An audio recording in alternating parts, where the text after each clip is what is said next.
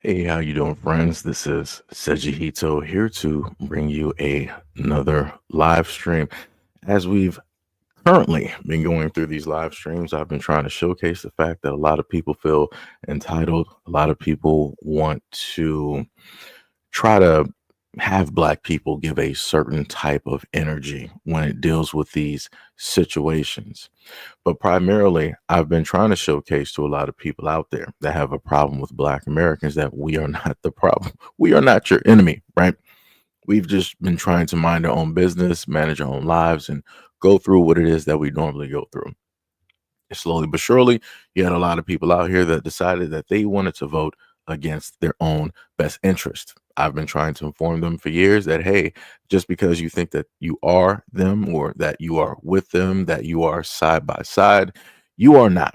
You are going to get used just like everybody else. Shout out to Pink and Lala in the chat at the moment in time. And also shout out to all 22 who are currently watching at this moment. So we're going to look at one of those true Americans I tried to warn them directly about and see specifically what it is and how it is that he thinks and how he directs certain energies towards those who speak Spanish. Now, police say this video that we're about to show you was later brought to their attention and has now prompted a criminal investigation into the caller. Now, we do want to show you part of that video in just a moment, but a warning to you, you may find it disturbing. You got caught, Mo. Where you from? Mexico? You from Mexico? You're going back to Mexico. Parky. No. No, you cannot drive, bro. You have not a license. You have no license. We're going back. We got the cops coming, bro. If you don't got a driver's license, you can't drive a vehicle. You know that, right? You know, if you don't have a license, you cannot drive a car in the United States. No, it's over. It's over. Hey, El Chapo. Ya valí madre, no sé, güey. Dice que la migra. No, I'm coming. Aquí en la Atlantic 20. Don't be speaking that pig Latin in my country, bro. Be speaking that pig Latin here. This is America. We speak English in Ya me America. quitó la llave, me quitó todo, güey. We speak English. English. Habla English? No. Ahorita digo, patrón. Dile. Are you mad? You mad? You mad? You upset? This is my job. This is my truck. I own this country. No. They coming. The cops are coming. He doesn't even have a license. He doesn't have a license. I got his key. Okay. I got his key. No, Now, this video continues for about 2 minutes longer as the people inside that vehicle wait for officers to arrive. Sullivan's Island police tell us neither the driver of the truck nor the passenger filming were charged with anything. Now, the person seen on the outside of the truck has not yet been identified. You can watch that full video for yourself. So we were able to hear that, right? We know the fact that you may have some people here in the United States that are driving that may not have, proper identification or what have you. Even normal, average, everyday Americans don't have the proper insurance.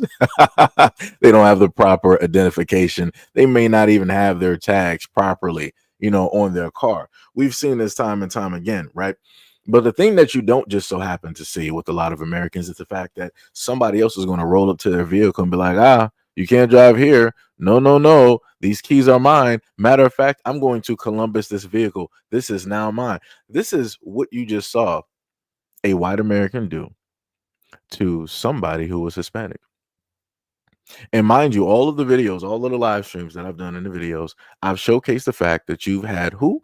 Latins for Trump, Hispanics for Trump. And I try to tell people, I'm like, yo, they brainwashed you. They got you exactly where they wanted you. And as soon as you do what it is that they need you to do to buffer up those numbers, to get certain things done, they're going to get rid of you. After they use you, they're going to throw you away. They're going to treat you like they've always wanted to treat you. And this is what we're looking at this moment in time. That's actually quite diabolical. That's crazy that that man has to go through that type of treatment just trying to go to and from. But again, it is what it is. It is directly what it is. Black Americans have been trying to tell people, have been trying to inform people, have been trying to warn people. We've been throwing up the flags. We've been making the signs. Everybody turned their backs. Nobody wanted to listen. And let me just guess that more than likely, the guy that was harassing that Hispanic man that was minding his own business, I'm guessing he votes Republican. I'm just guessing. I'm just guessing. Just guessing. And again, these are the same people that also voted with the Hispanics. These are the same people that the Hispanics voted directly for and contributed to the demise of some of their people being deported, to some of their people being caught up directly in ICE raids. But then the Hispanic community are the exact same ones who are telling black people like, yo, we need you guys out here. You guys need to be represented. You guys got to be stumping for us. And we got to do the black and brown coalition and yada, yada, yada. But as I commonly stated before, all of the videos that I've shown directly to you guys during live streams, you've seen a lot of Hispanics out there wanting to have all of this type of rah, rah, rah energy when it deals with Black Americans. But yet, when it deals with somebody who is a Caucasian going directly into one of their vehicles, why is it that I don't see them all over social media? I don't see them on IG. I don't see them on YouTube. Don't see them on TikTok and X and so on and so on. I don't see them being so boisterous when one of their own has to deal with one of their gods doing this to them. You wanted for the longest time to be branded as Caucasian, to be branded as white. You got that. But now you see that even with that branding, even with that tag above your name, they're going to treat you exactly how it is that they want to treat you because they never saw you as one of them. You were fooled. You were deceived. You were bamboozled. But yet here we are. Let's go to the next video. FBA, did y'all hear the Hispanic lady that asked if they could use We Shall Overcome as their theme song for their protest? Hell no, bitch. Don't y'all got We Shall Overcome in Spanish? Y'all made everything Black America ain't got no culture. Don't use our song. Make a We Shall Overcome in Espanol, por favor. Muchas gracias. And that's facts.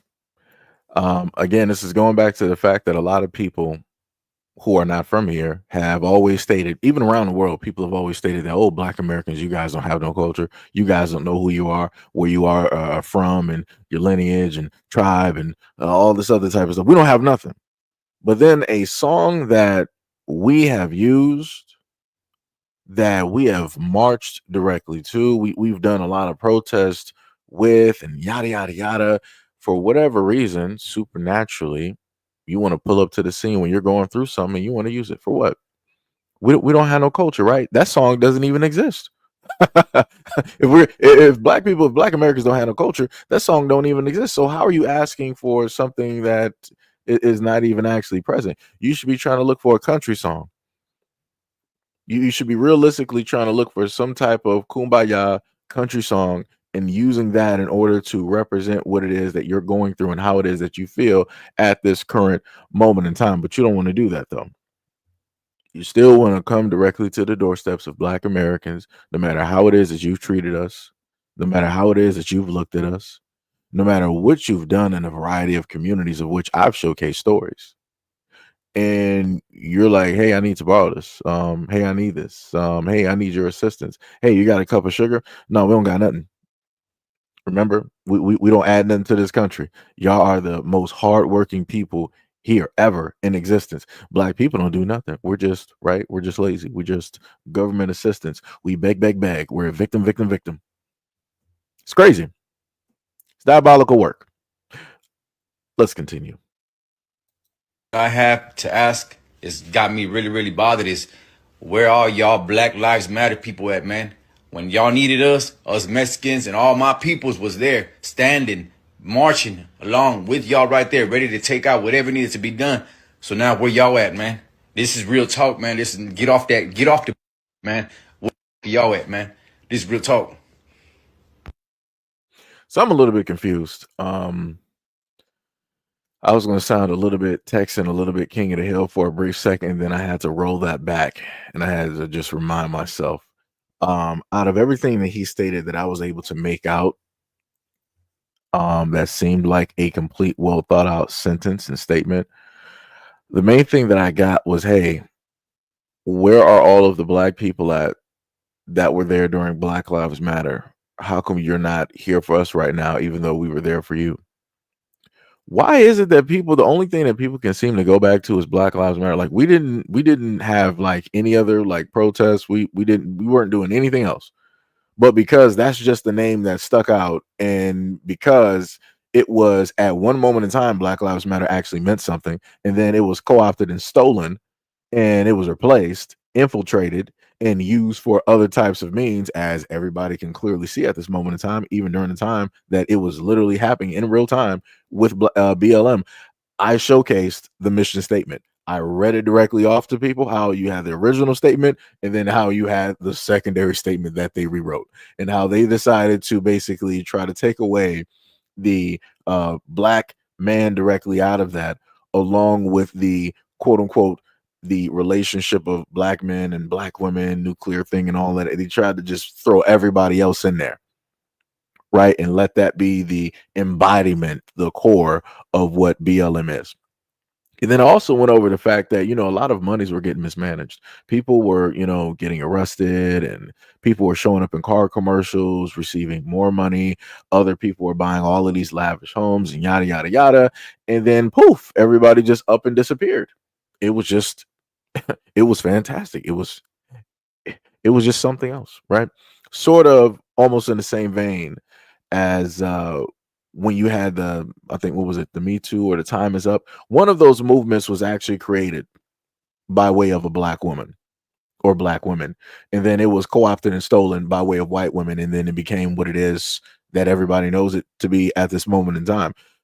So all I'm simply stating is that if black people create something and then it was stolen, you can't then ask, where are those people? The original people are not even there. The original meaning of what BLM stood for is not even there. I'm not even sure what it is at this moment in time. I don't even know if they actually still have a website up. I haven't even seen t-shirts in quite some years. But to try to say that, hey, as a Hispanic community, we sat up there and supported y'all when y'all needed us. We did not sit up there and call for or ask anybody to be where it is that they did not want to be. If you wanted to roll directly with any protest, it can be the quote unquote BLM, it can be police protest or whatever it is that was going on in all of these United States cities. If you decided to roll up there as whatever minority that you are, that was on your call. You decided to do that. But I also want to state that the moment in time that we were out there protesting, it was not just for the black Americans out there that were, of course, we're being shown the most suffering and going through this, which we are. But also it was to highlight the fact that, hey, this is happening to us. And by way of that, it's also happening to other people out here. Police reform needs to happen. Accountability needs to happen. Value needs to be restored to human beings, right? Because nobody should be getting treated the way that we are getting treated. Police should not have the power and the ability and be invincible when it shows that, hey, they're doing this for the wrong reasons. They're not doing this because their life is quote unquote in danger or all this other type of stuff that they like to use. They're just doing it because they're trying to get some extra stripes. They're doing this because, shout out to the LA cops, they have gangs within the cop system directly out there, even though the main chief out there wanted to state that, oh no, we don't have those types of things going on and yada yada yada, but yet their cops out there have tattoos because they're in two different gangs. They're in the blue gang, and then they're in the gang that they have underneath the blue. But people don't want to talk about that. which is also, again, the main reason why a lot of these cops out here commit a lot of the horrendous acts that they do when it deals with the black community. It's to get those extra stripes. It's to get that extra notch. It's to get that little bit of extra money. It's to showcase that, hey, I'm one of you guys. This is what I did during the line of duty. Right? That's all it is. They go to their bars and they laugh and talk about all of the things that they've done and seen and yada yada yada, especially when it deals with, black folks. But again, I might be missing a point here. Might be missing a point. Might be overshooting it. The main point is this. It is not our job to do so. We've done it for so many years. We've fought for everybody else for so many years. We've walked many miles. We've marched many times. We've had many different platforms. We've done everything possible to benefit everybody else. And when we need everybody else's help, when it comes down time for it, everybody's a no-show. It's not even that people are just late because the invitation was lost in the mail or they dropped it or the dog ate it. They just don't want to show up. They don't even give you a voicemail or a call to let you know, like, hey, I'm not going to be able to make it this time. I'll show up to the next. It's none of that. They'll just not show. And then you expect us, after remembering the many things that we did for y'all and how it is that we lost lives and everything else like that, to now come around and do for you because you feel a certain type of way, or basically you need us. No. But I'm going to take it a little bit back to his grandparents' time or his great grandparents' time, and we're going to see what they were doing back during those times. Let's take a look. Many Mexican Americans were afraid. What would happen if we weren't considered white? How do we know we're not going to be forced or pushed to identify with the Black race at a time when Black people are fundamentally denied so many basic rights? But there's also the element of racism, of the belief among some Mexican Americans that Blackness is inferior. So there's an element of racism and there's an element of fear of Jim Crow segregation. So back during those times that Black people were suffering and going through, all of the things that we were going through, your people had a thought process that Blackness was inferior. And this goes back to what I stated before in the last live stream, how it is that a lot of them are colorist and racist, even amongst their own. This is why when you see this beautiful picture here, you don't really see the ultra darker complected, more melanated of their group. You see those who are passable. You may be able to tell that they're Mexican, but they're passable. So guess what? That makes the white Americans out here comfortable. As long as that their mind doesn't say that, oh, you're this, they're completely fine. As long as it seems like you can kind of match in, they would have to really work pretty hard. They got to squint their eyes to really try to differentiate you from everybody else. They're good.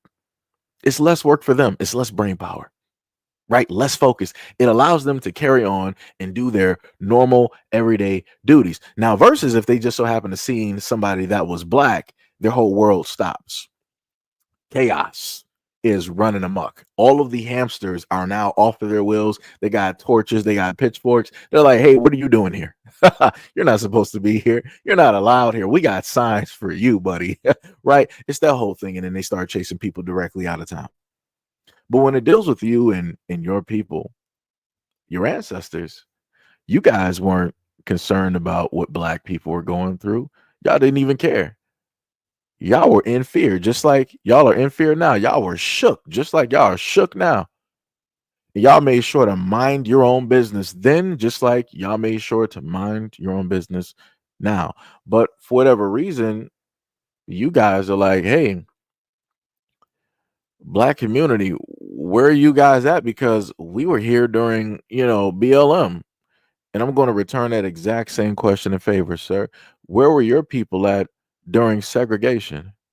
Jim Crow, all of those things that Black people have to suffer and go through, where our towns and our cities were getting burned, our families were being torn apart, ripped apart, right? It's almost reminiscent of, what you guys are going through with ICE right now. with the United States government, how your families are being torn apart, taken away directly from you. But the only difference is you guys are still being treated again as human beings, just like segregation. Even though you guys were clearly different from the white Americans, you were still getting treated as human beings. You were still getting seen as ordinary, right?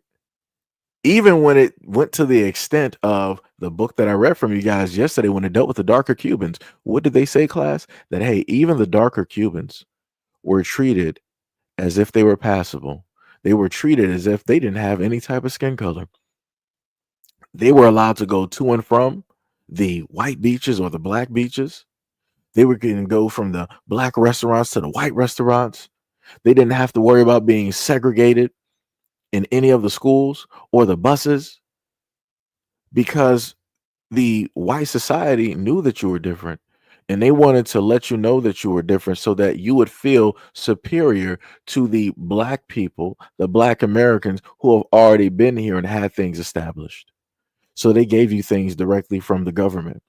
The CIA even backed you up with 50 different storefronts. They even gave you all types of government assistance and subsidies. They even helped you invest in your businesses by way of small loans, which a lot of black people, if you go online, we still have difficulty even getting loans, to the fact that we have to hire somebody who doesn't look like us just to get a proper loan. And these are black people that got money. And again, black people at this moment in time, we're still having problems with banks. You got $500 or $600, you may want to pull out, or you may want to put a check directly in there. You know, you got a great chance that the police may be called on you. I've also covered those stories as well. The multitude of times that black men have wanted to put checks directly into their bank, or somebody such as Ryan Coogler, who is the director of Black Panther and many other movies, who had the police called directly on him. But you know, the crazy part about that, if you go back and look at that video, it was a melanated woman there that whispered to the police as they were walking Ryan Coogler out, told them, good job. That's some crazy work. Diabolical. But like I said before, no matter what it is that you guys, in a sense, face right now, or the little bit of difficulties, it's nothing in comparison to the historically, that black people have and have gone through, past, present, and in the future. But let's continue. 60 to 70% of the farm workers in California, of the resident worker, of the citizen, is out of a job because of the. They're coming in by the thousands, just unbelievable. See, they're coming in with the consent of the Immigration Service, which is part of the Department of Justice. How else could they come? We, for instance, know that if you go to Coachella, you go to around the El Paso area, the secondary immigration checkpoints have been unmanned now for at least 3-4 weeks. They're closed. They're at night. They're dark. There aren't any patrolmen there. It's a gimmick. We think that it's a prelude at the beginning to a big drive on the part of the administration and the Mexican government to bring the Bracero program again. It's a vicious attack on the local worker, and it's just one of those things that agribusiness thinks they can get away with it. And our job is to inform the whole country what's happening, together with a boycott, and solve it that way. And so the workers themselves, even though a lot of them are Mexican descendancy themselves, are very uptight and very, very worried and very mad about the illegals coming to break their strikes, and it takes away their jobs, their livelihood, and so forth. Does that put you in an uncomfortable position to be against the illegal immigrants because they are from Mexico?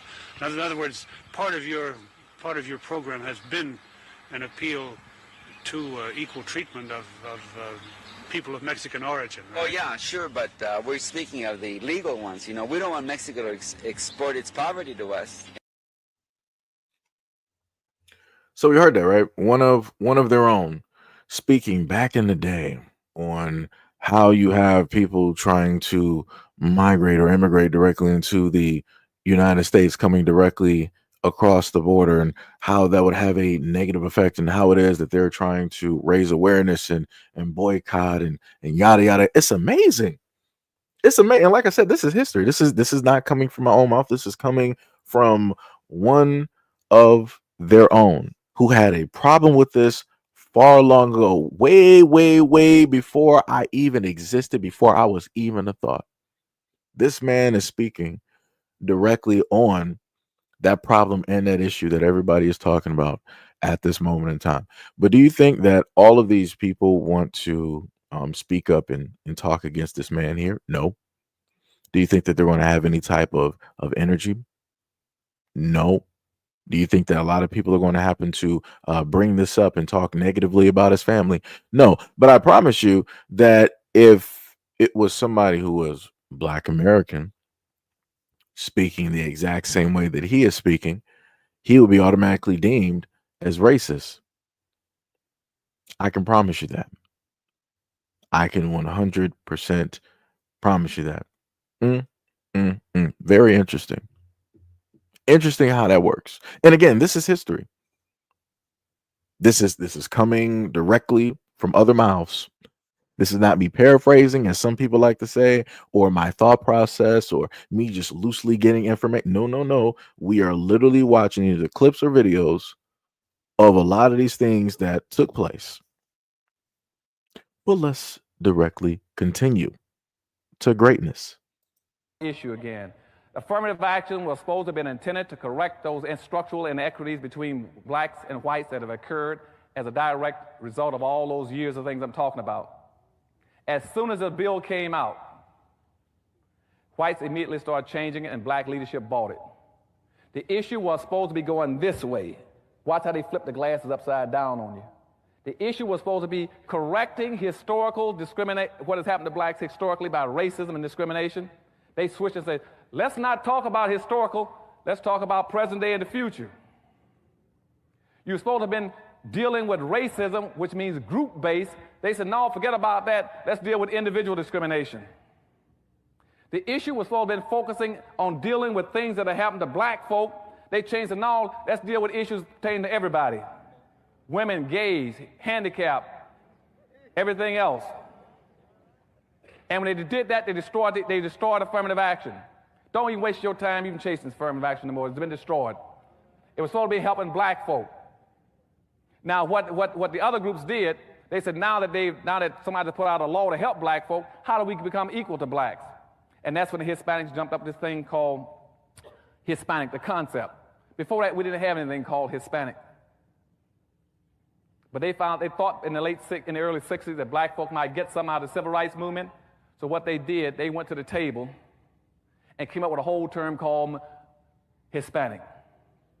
They said, let's go all over the world and find everybody that speaks Spanish and pretend they're equal to black folk. And let's pretend that the Spanish language has been handicapped, Jim Crowed, enslaved, and everything else, and therefore is entitled to be treated like a black person. And they fabricated a new race called Hispanics.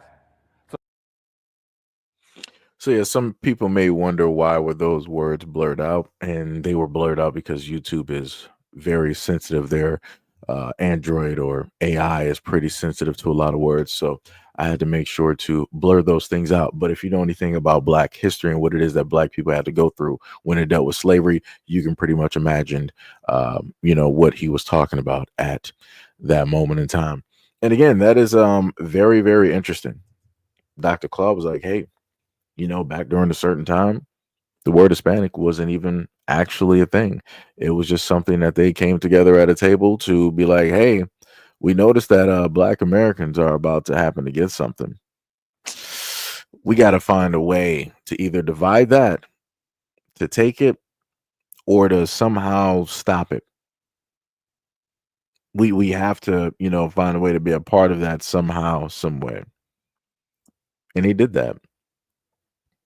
Because nobody ever wonders that why is it that when we are getting so close to getting something, everybody else starts getting up in anger. They start getting real loud.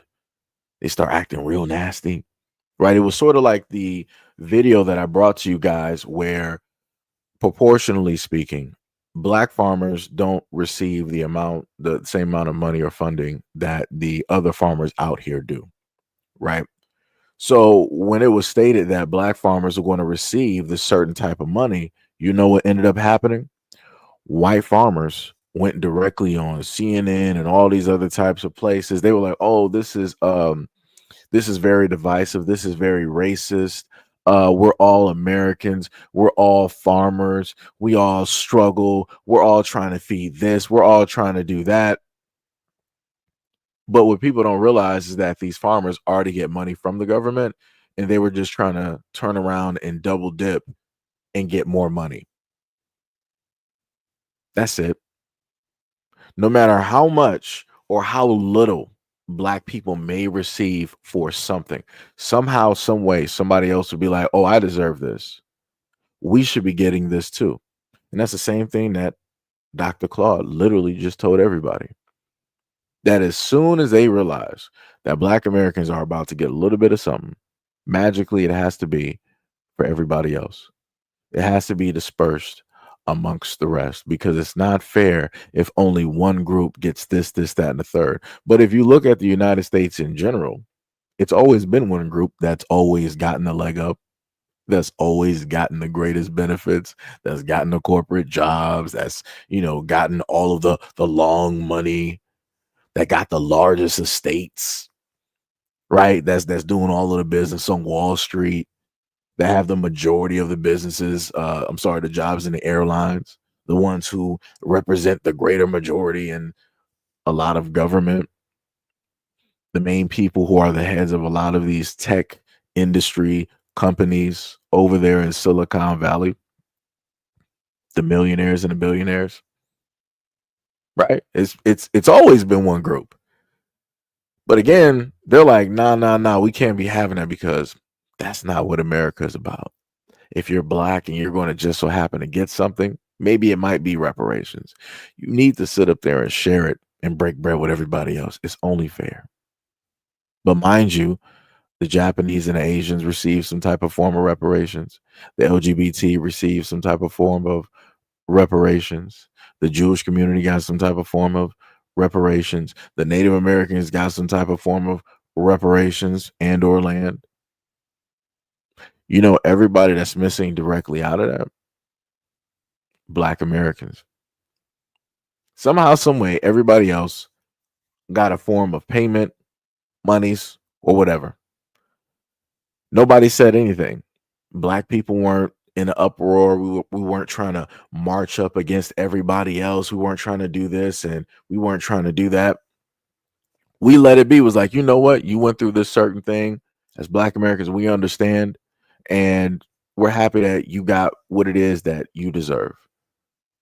But when it comes to us, nobody can seemingly actually be happy. Nobody can actually be supportive.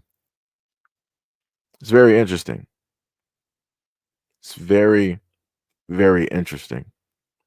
Very interesting. But this is going to lead directly into the next part, the hate. Superiority. Yeah, over equality. Wait your turn. And to those young Raza who want to believe that, you better turn your TV, brother. You better turn your radio, man. So you think about these black lives matter that they want to be paid for being slaves and all that? Reparation. Yeah, there. Are you talking about well, I heard they passed in North Carolina. Yes. But it was a small little town in North Carolina that passed reparations for whoever's over there. I'm sure they'll try to do something out here in California. I think they already actually got a little board going that they're going to start looking into it. So yeah, and that's what we, the Raza, need to step up, protest, and I'm talking major, and turn around and tell them, no, nobody getting reparations until the Native Americans and the Mexicans get ours first. So you heard that, right? I'm just gonna briefly stop it right there. So we're going through this little channel, right, of videos, and you can clearly see how it is the feeling of their own people against their own people, and how it is that they feel specifically about black Americans. He said it himself directly on his own podcast amongst his own people. He was like, "Oh no! If they're going to get reparations, oh, whoa." Flag on the play there, buddy. Pull that back. We were going through this a lot longer. We've been here a lot longer than you, along with the natives. We deserve to sit up there and get our fair share first. But this is the problem. I'm just trying to figure out, right? Because the Native Americans are already getting there. So I'm not even sure what he's talking about. Obviously, he lacks, some type of information when it deals with that, right? But again, if you are Hispanic, Mexican, whatever it is, right, and you feel that your land was stolen, you feel that the government did wrong to you, the United States government, why have you not, as a group of people in the United States, with the numbers that you have, managed to ever showcase a protest ever talking about reparations historically and continuously? Why is it that the moment in time that Black people have been getting this moving, and now after all of the shouting, after all of the yelling, after all of the debates, after all of these things that we've literally do to get to this point, now y'all want to be like, oh, seems y'all about to get paid real quick. Let me try to sit in the cut and figure out a position on how to stop this from happening so that I can jump to the head of the line. Sounds a little bit familiar about how a lot of people want to come directly over into the country illegally, knowing the fact that they shouldn't be doing that and taking unnecessary risks, and then having to deal with the fact that, hey, you made the wrong decision, wrong choice. You wanted to cut in front of other people who are taking the necessary steps in order to become legal citizens, and now you have to pay the toll. Now you got to pay the toll. But again, how many times have we seen videos online where Black Americans are sitting in a group weeping and crying, but like, yo, it is massively unfair that all these other groups are getting this. We got to figure out a way to sit up there and cut in front of the line. We got to figure out a way to, how to get some of that money because we're more deserving of them, and yada, yada, yada. We got to get our people together. Didn't just yesterday during the last live stream, one of the guys that I showcased to you was sitting up there saying how the Mexican people are such hardworking people. They keep their noses directly to the ground and they don't bother nobody. But yet, what are we watching here, right?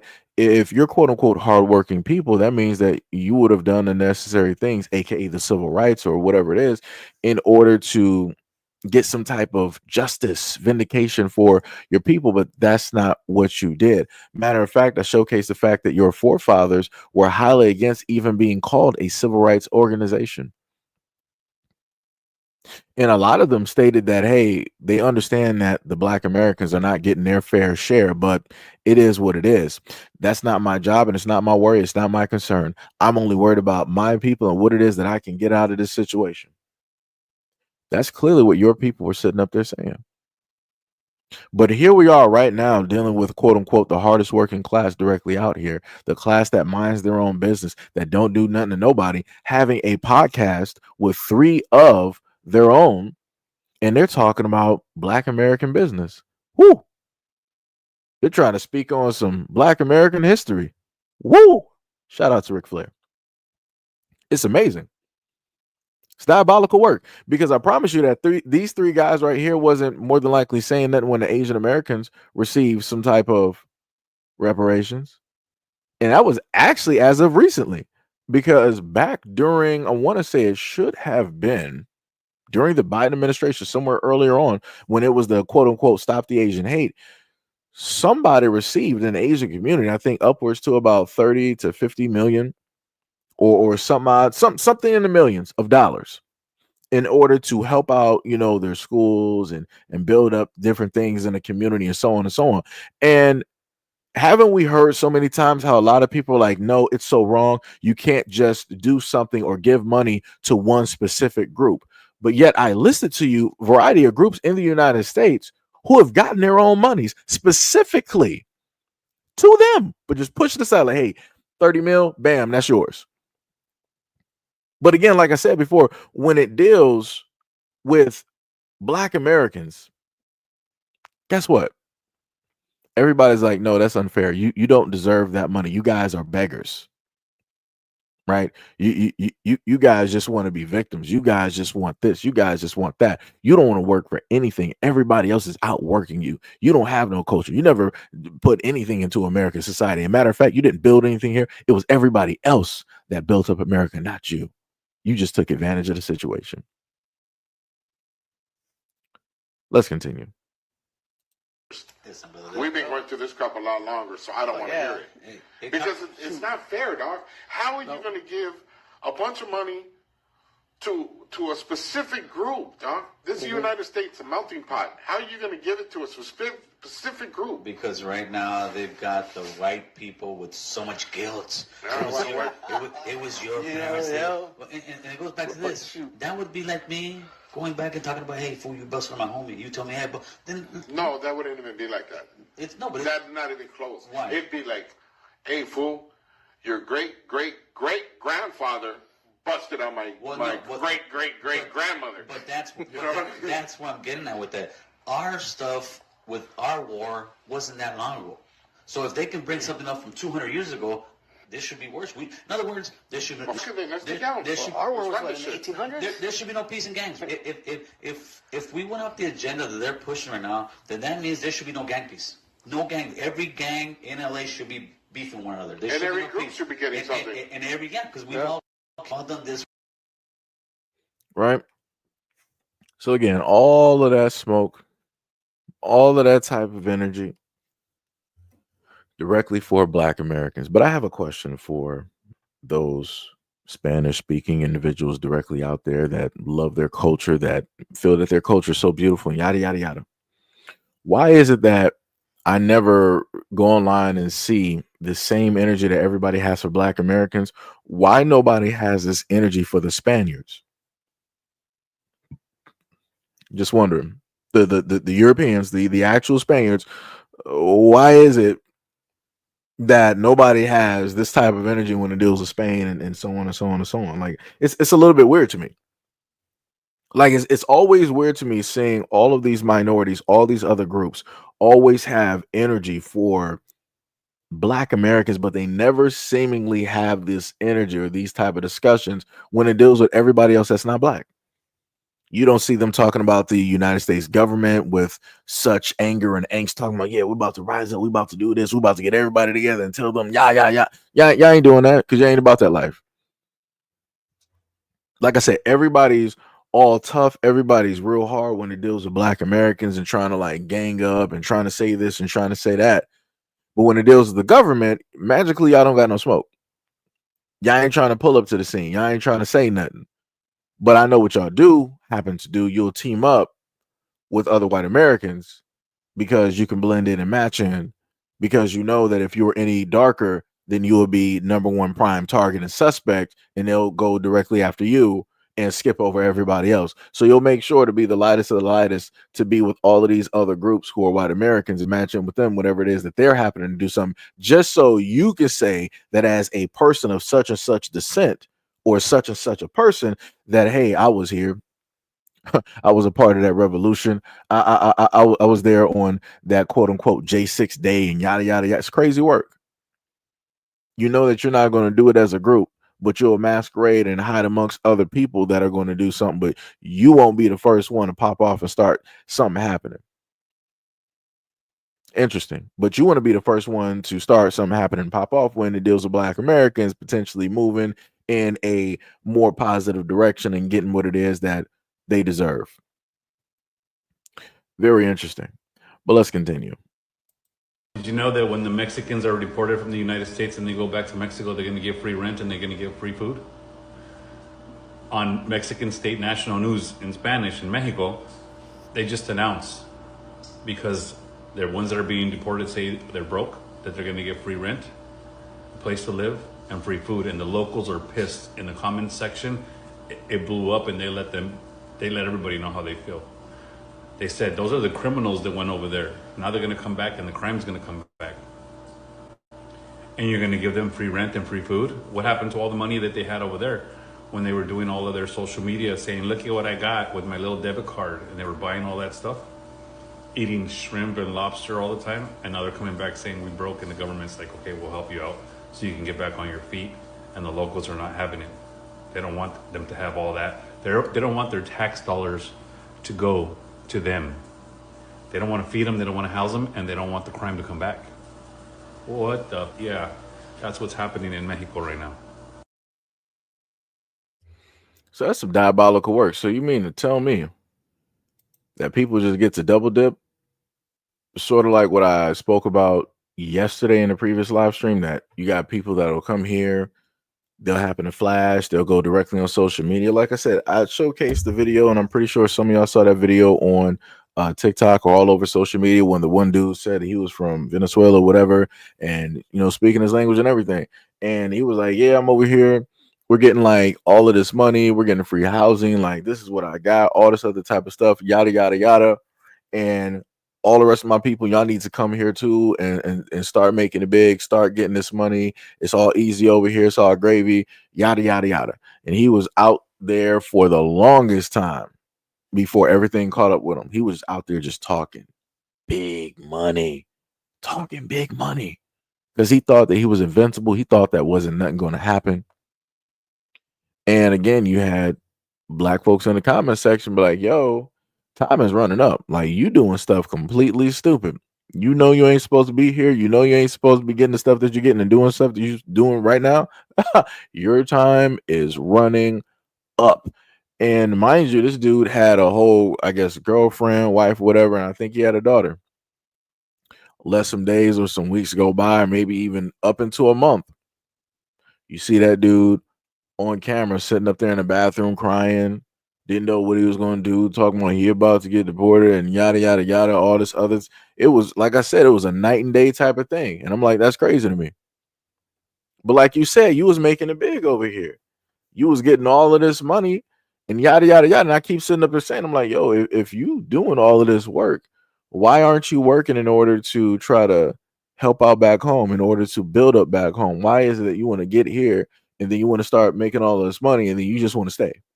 You just want an indefinite stay. You're not even thinking about going back home. You're not even thinking about trying to help out or uplift any of your people back there. But you'll make sure that when you're in America, you're not going to do your due diligence on learning any of the language, learning any of the culture, learning any of the stuff politically that is even going on or what is going on historically, right?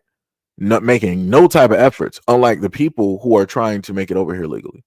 Unlike the people who are sitting directly in line, they pull their number and they're patiently waiting for to be, next up. And then you got the nerve to try to tell other people to come directly over here. Again, further having other people run instead of trying to figure out a situation and figure out like, okay, if I do this, maybe I can push this back and help build up where it is so I can go back, right? And be the pride of my people. But you don't want to do that.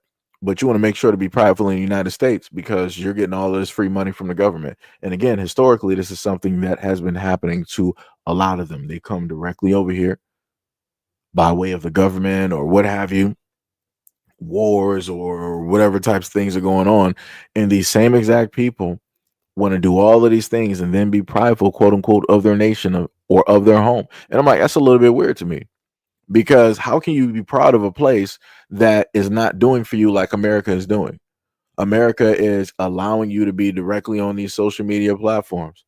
They're giving you these free cell phones. They're giving you nice housing, of which you got the running water. You got the electricity, like the other guy yesterday in a previous live stream was sitting up there saying in the video. He was like, oh, the reason that we sit up there and leave our places because, lack of running water or clean water or the electricity, no electricity or electricity is always going out and crime and all this other type of stuff. Right. Those are the reasons, quote unquote, that they leave. So you get all of this great stuff in the United States. And in order for you to show how grateful you are, you start basically repping your banner and your flag. But I'm like, if your place of origin is so great, you need to go right back there. I keep sitting up there trying to tell people, guess what? You can't serve two gods. That's normally how that works. That's normally how that works. If anybody is a Marvel fan directly out here and you know the story of Cain Marco and how it is that he became the Juggernaut by way of the Sidorak gem, it was the exact same thing. Cain Marco inevitably ended up at one point in time serving two gods. The one god that he served was Sidorak, who gave him the power to be the unstoppable Juggernaut, the immovable Juggernaut. But then once another god show up for whatever reason, somehow, some way, that other god imbued Cain Marco with their powers. Sidorak was like, oh, That's hold on. So you're in great. Oh, I gave you all of this power. I gave you a percentage of my power to be invulnerable, immovable, unstoppable, almost invincible.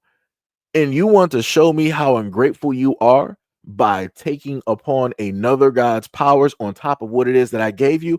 I strip you of everything that I gave you, and I'm going to make a new juggernaut.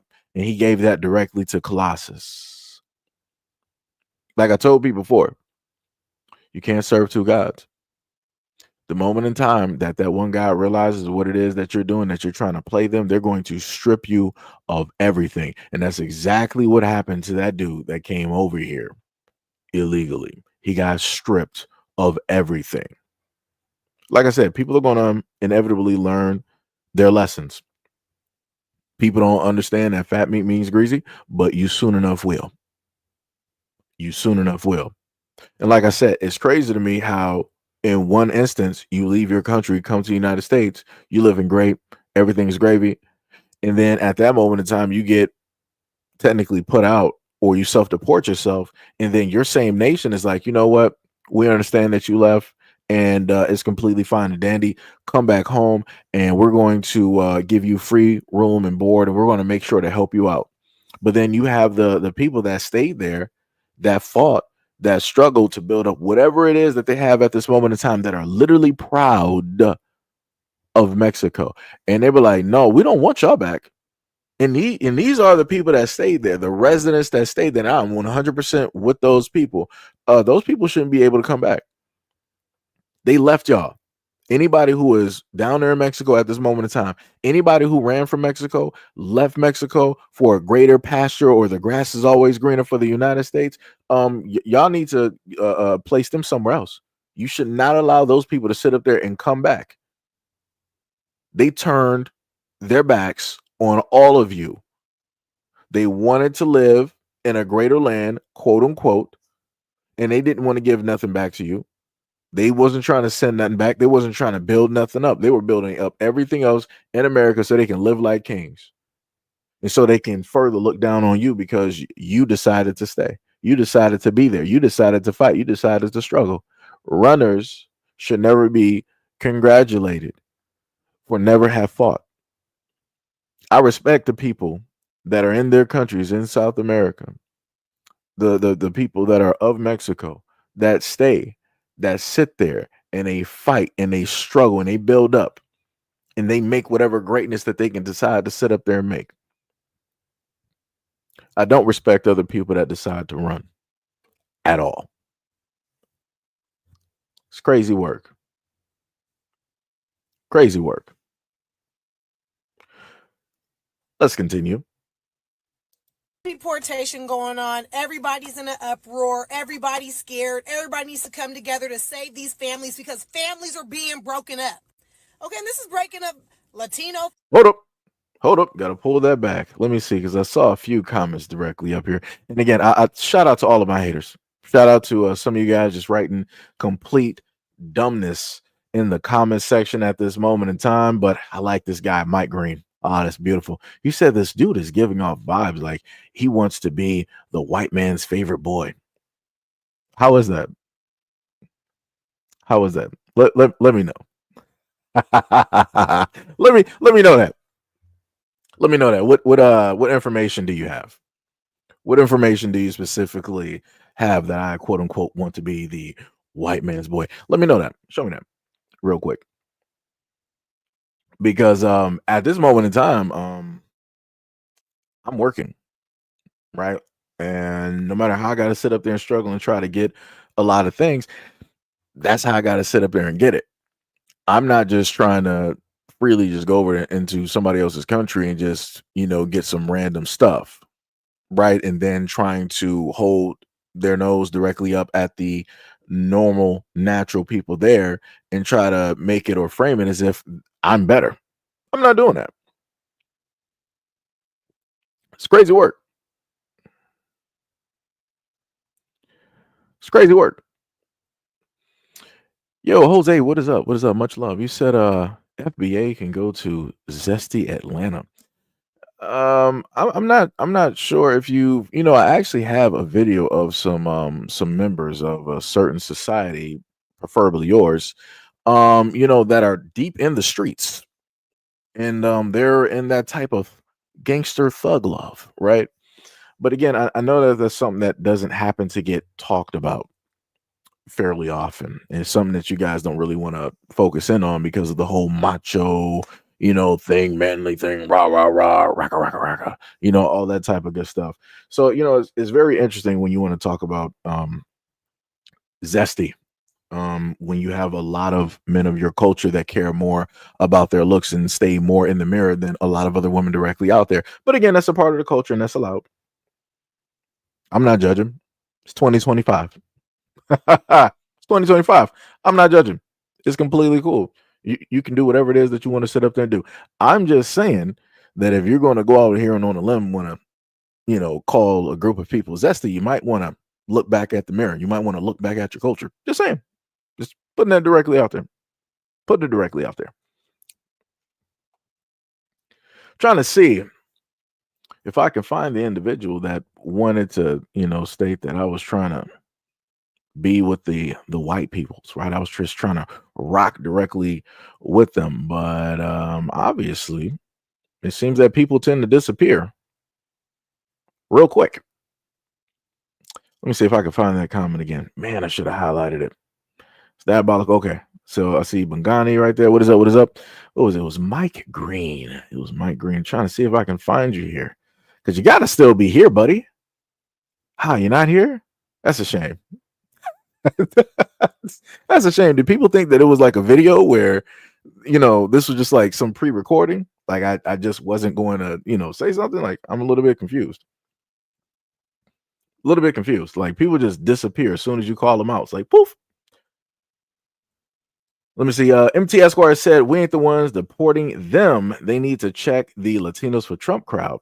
And that is bars. That is 100% bars. Like I said, Black Americans have nothing to do with this. I'm going to highlight it.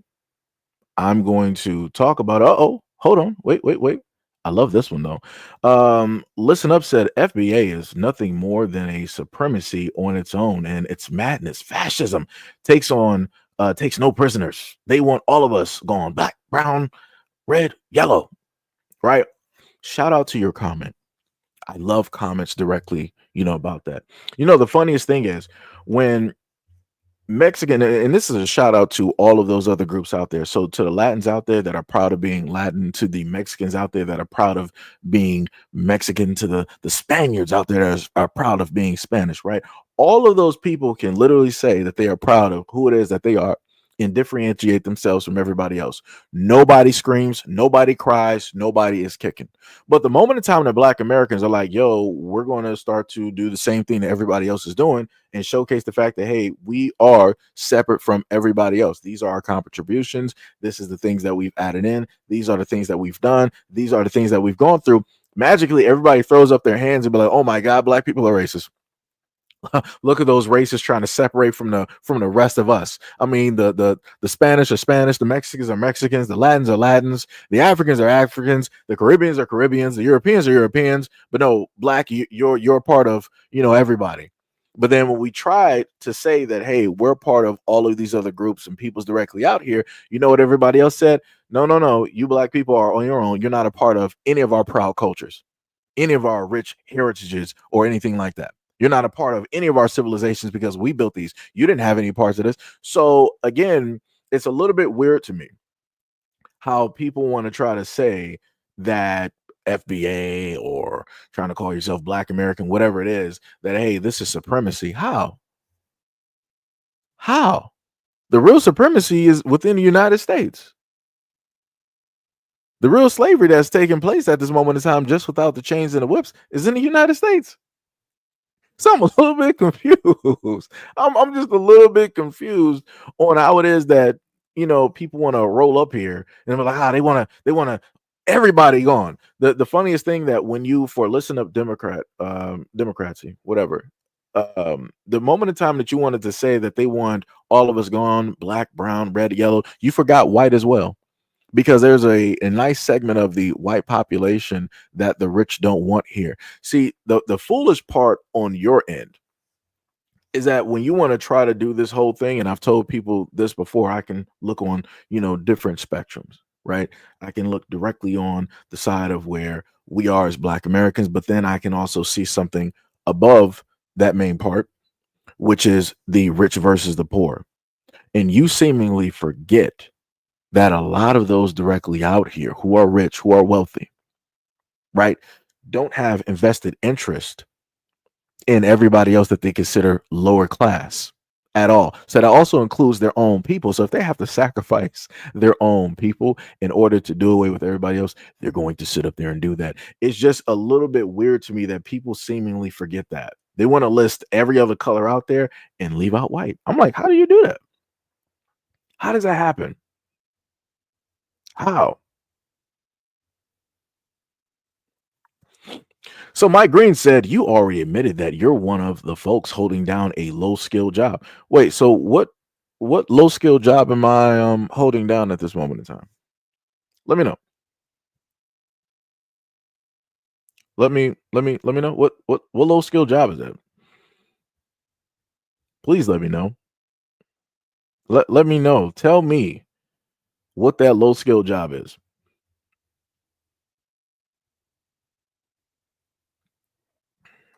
Let me know. I'm trying to follow you, trying to go directly back here, trying to catch up to all the comments.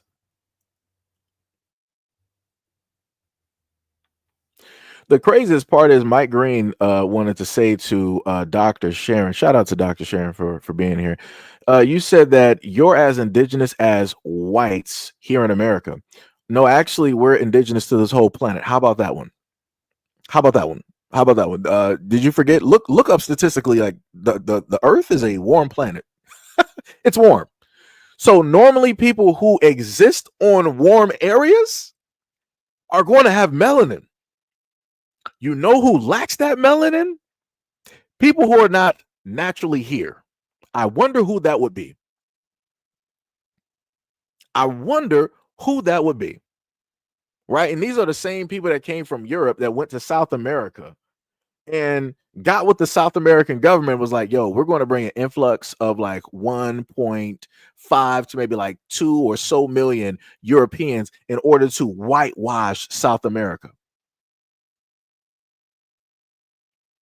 So pretty much y'all are realistically not native anywhere, just to be honest. Melanated people are natural on this planet. To further prove what it is that I'm saying, go and look up how SPF, the sun blockers that you guys like to use, look at how those appear to the sun. It appears to you as white, but if you look at how the sun sees it, it appears black. I wonder why that is. Who are the groups of people out here who have melanin like that? It obviously is not you, but here you are trying to tell somebody that they're as indigenous as white people are to the Americas. Y'all ain't indigenous at all. Y'all barely indigenous to this planet. So what are we even talking about here? Y'all sitting up there still trying to tell people to this day, y'all didn't build the pyramids, yada, yada, yada. But yet your greatest minds, your greatest works can't even discover how the pyramids were built. Y'all still don't even know how Stonehenge was built. Calling me surprised on that one. Y'all go all around the world and y'all supposed to be the smartest minds directly out here. Y'all modernized and made and found all of this stuff, but you can't tell people how it was built. You can't even recreate how the pyramids were built, even with all of the great technology that your civilization built. Isn't that amazing? The smartest people out here can't figure this out. And your main excuse is like, oh, we can't figure it out. So default, we're going to go to aliens did it. We're not going to believe that the actual civilization there was smart enough to do it. So obviously it had to be extraterrestrials. If it wasn't us Europeans that told them how to do it, it had to be somebody smarter than us. So it was the extraterrestrials. It was the aliens. And those are the same aliens that you sat up there and told the American people for how many decades didn't exist. And then you want to turn around in 2024 and 2025, be like, yeah, aliens exist. Okay. You gotta, y'all are hilarious. I love you guys though. I love you guys though. It's a beautiful thing. It's a very, very beautiful thing. Like I said, I love the comments here. Much love and respect and appreciation to all of these people directly out here. Mike Green said, "You're talking about working and struggling, dude. You're not some highly skilled individual. I'm an ordinary individual, sir. Anything that I'm doing right now, I made. So, that takes some type of effort, some type of skill, right? Just saying. Because if I'm just going to be honest, if you are 100% a highly skilled individual, you're not going to be on social media having a conversation with somebody that is not highly skilled. You'll be worried about making more money, inventing or building more things, right? That's normally what people of a certain mindset would do. Like, case in point, you're not going to see a billionaire have a conversation with me and have some type of back and forth argument. That's not what people of a certain status do. So if you're trying to say that you're one of those people, please show more respect for yourself. Show a little bit more respect for yourself. Because again, like I said before, if you're one of those people, you shouldn't even be here. Right? This is below your pay grade. But here you are trying to say what somebody is high skilled or somebody's low skilled, somebody's no skilled. It's crazy work. It's crazy diabolical work. Diabolical work. What else we got here? Let me see. We got the Panthers. We got G Gina. What is up? What is up? He said the intro is hilarious. However, those Americans, other people who dare to operate as a car and was caught doing so, either jail ticket. If black, I have no sympathy. Okay, I got what you're saying. It took a minute. You said that doesn't make you indigenous to the planet. Actually, it does. What's the oldest? Anybody give me a refresher course on what the oldest bones that were found, that were said to have been found, and who and what melanation of a person was that? I'm just saying. Just saying. You got what, pyramids all over the Americas. You got pyramids in Africa. You got pyramids under the ocean. You got pyramids in Antarctic. Oh, you know what? You got it. You got it. Like I said,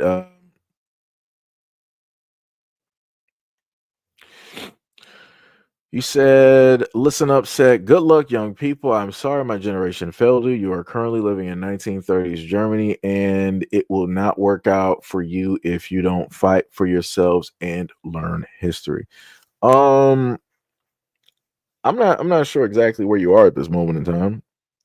There was a lot of things going on back in the 1930s, back during, all of those wars and different things, right?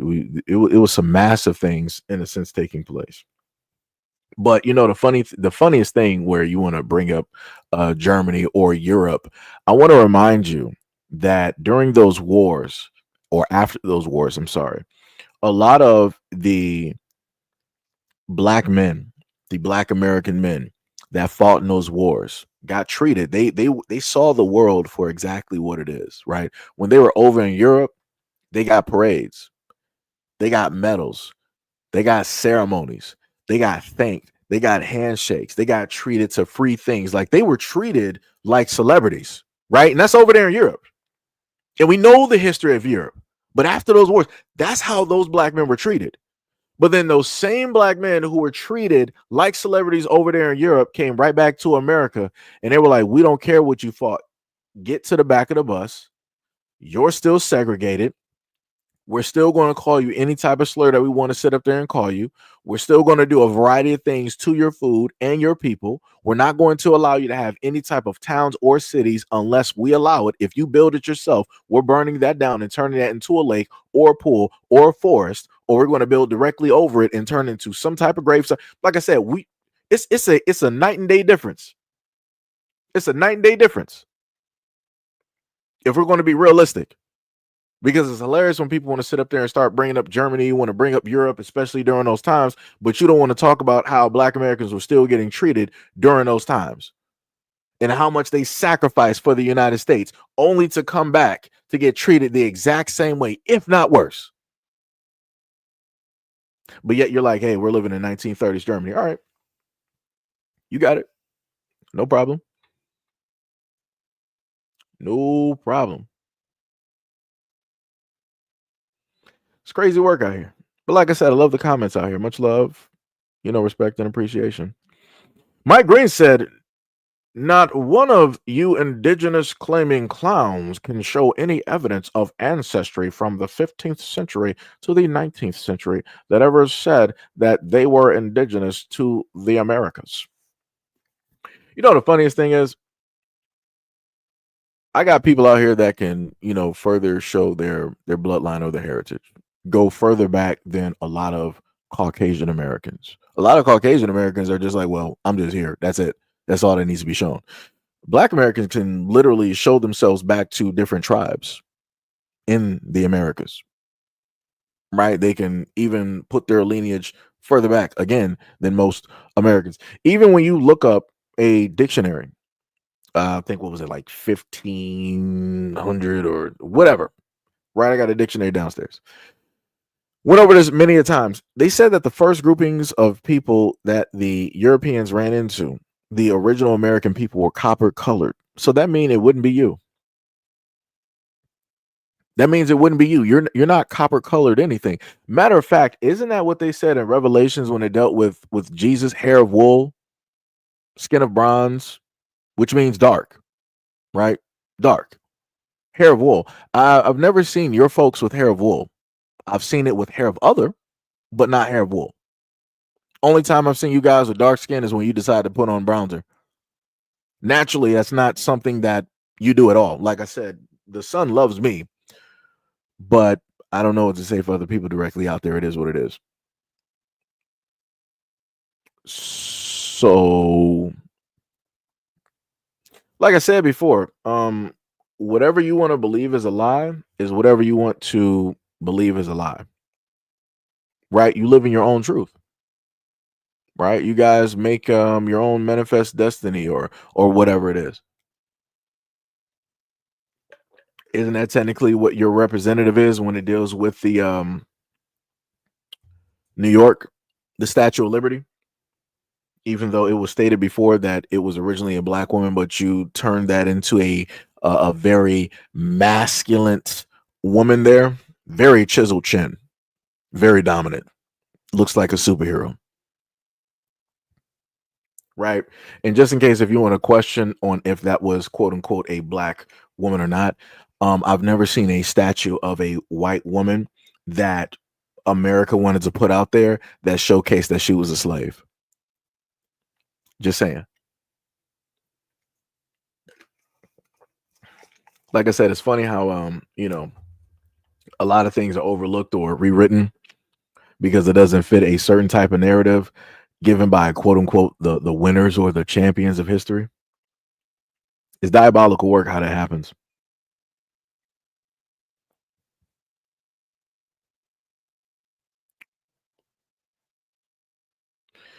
Like a typical liar, he wants to lie and claim that I'm white. There's a variety of different white folks out here and white thinking individuals as well. So if you want to be considered green or purple, you can clearly sit up there and state that. If you want to say that you're Martian or Venusian, you can clearly state that as well. But like I said before, Earth is a warm planet. So you can decide to state whatever it is that you want to state. All throughout this chat, you're not going to discredit that fact. It's so warm, in fact, that you have Bill Gates, one of y'all's peoples, that wants to try to block out the sun in order to cool down the planet. Now, why would you want to sit up there and cool down a warm planet? Just ask yourself, right? If everybody is roughly able to survive, why would another group want to cool down a warm planet? That means that they want to make it more habitable for them because originally it wasn't. Or the fact that maybe the planet is going back to the normal temperature that it used to be. So in order to stop that from happening, which means that it's going to affect their population and their grouping, they have to sit up there and bring down the temperature. They have to cool it down in order to stay where it is that they are. It's crazy work.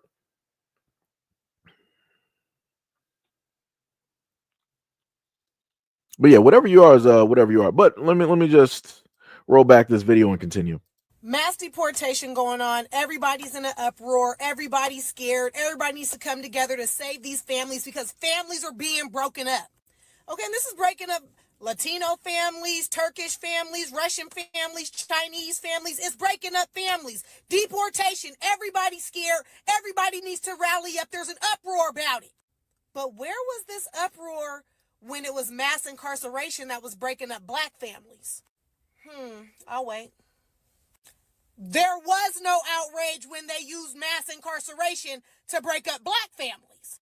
But now that mass deportation is breaking up families all over, like I said, Russian families, Turkish families, we all supposed to be in an uproar and a frenzy and oh my goodness, what was happening? Families are being broken up. All I'm saying is fight your fight. Because when mass incarceration broke up black families, there was no uproar.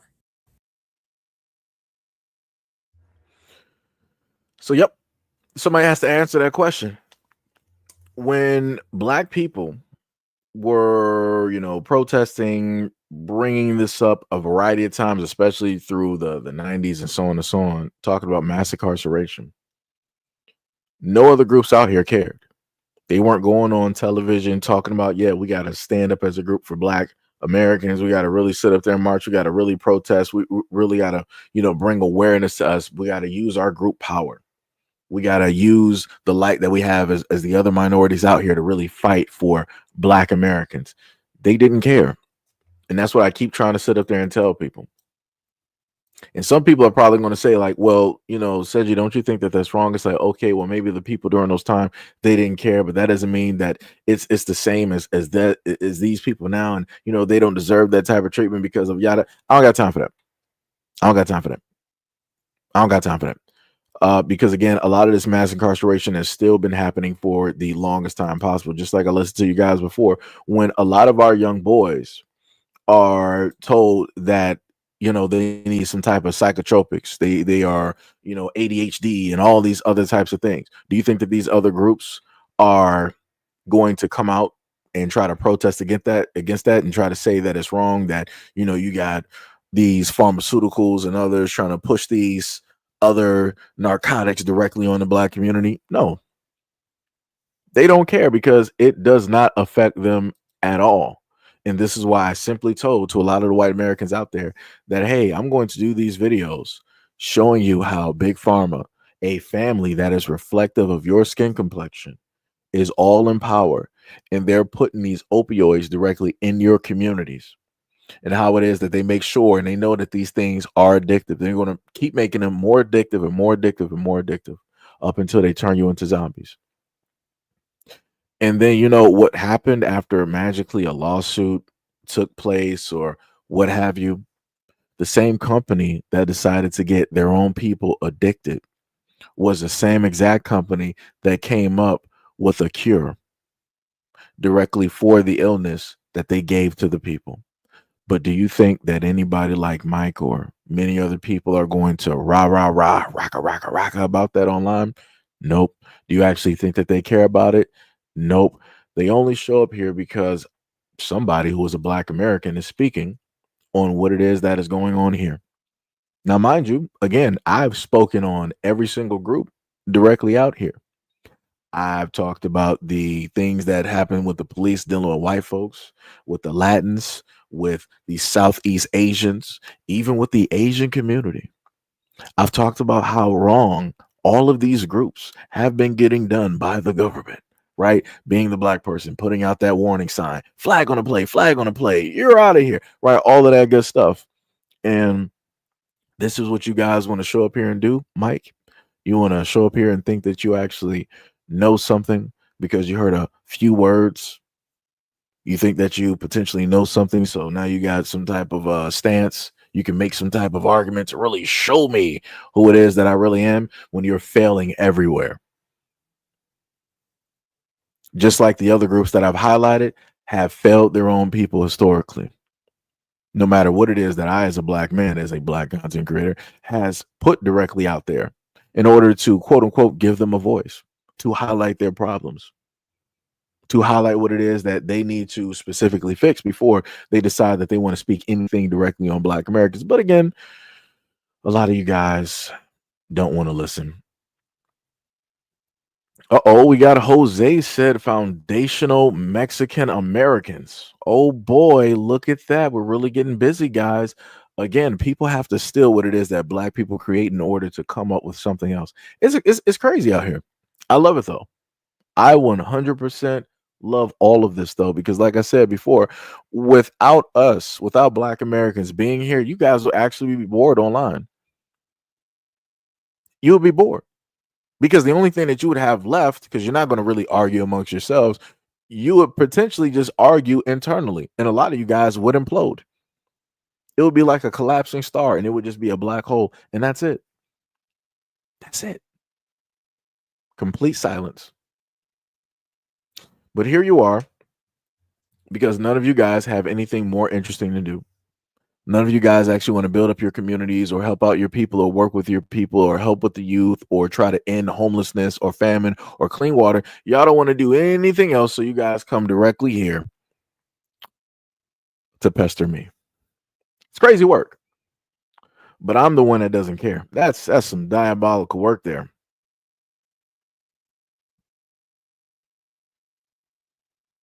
Oh, look at that. Mike is trying to call people here unintelligent, I guess. Panther, you already know that's not his real name. Pink, I got you. I'm just trying to work on this in the background. I want to put up some captions, but I got you. Trust me, I got you. I got at least one of the videos that you listed. It'll probably take a minute, but I'm working on it right now. I'm just trying to make sure and go through some stuff, trying to make sure it is completely fine. You know, hopefully nobody has any random slip ups of words. Right. I'm good, scared.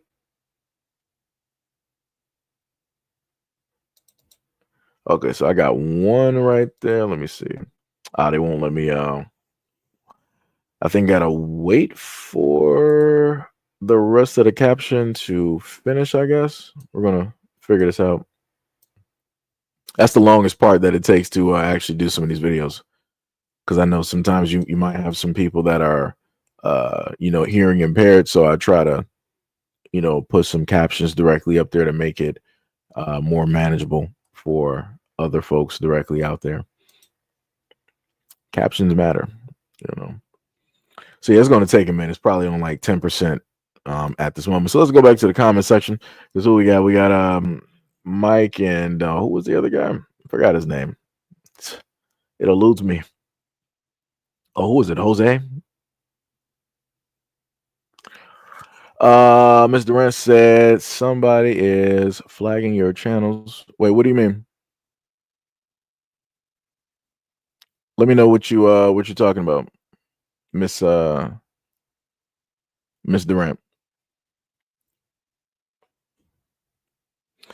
Am I right? In China found that their oldest graves had African roots. Black people were everywhere before all of these people. We seeded all of them.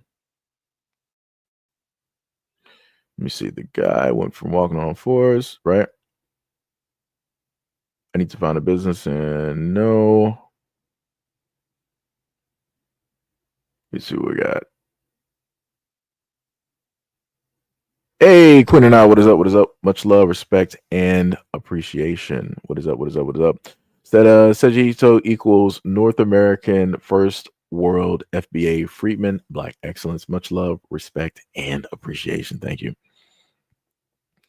See what else we got. I'm just rolling through the comments. Also, shout out to all 585 people that are currently here at this moment in time. Again, love you all, even the haters, even the people that disagree with me. Some of you guys are the MVPs. I can't actually give you an award, can't actually give you a title directly on the screen, but just know you guys are pretty close to the heart.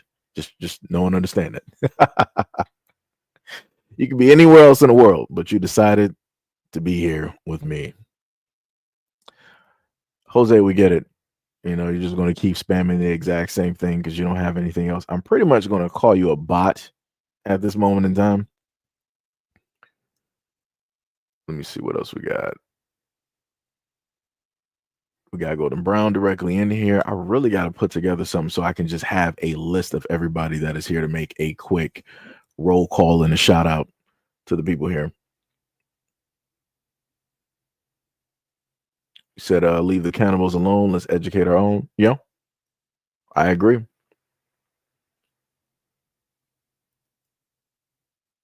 Let me see. What else do we got? We're going to continue on. As I'm looking through these comments, I'm going to give you the next video here.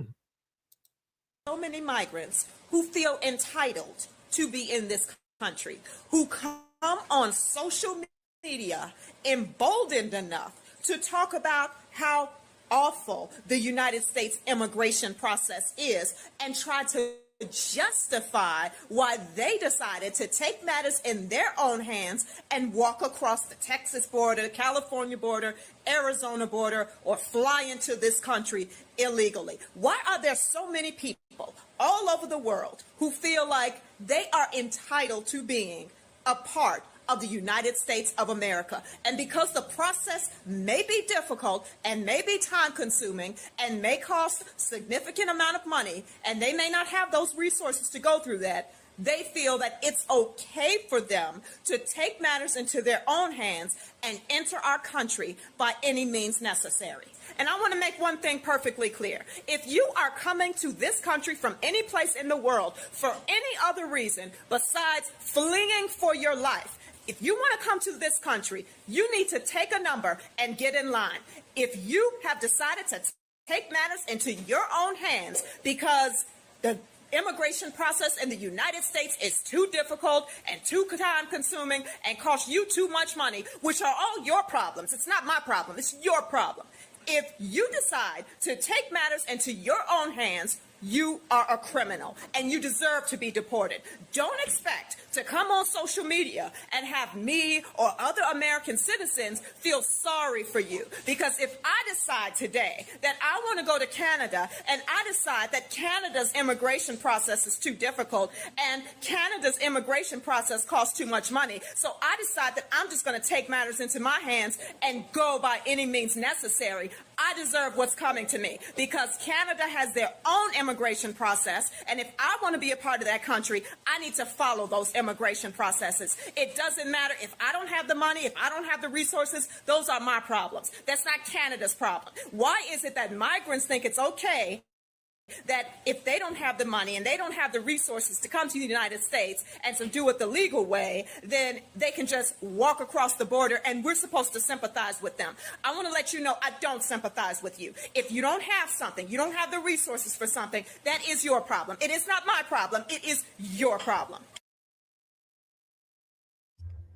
She is 100% correct.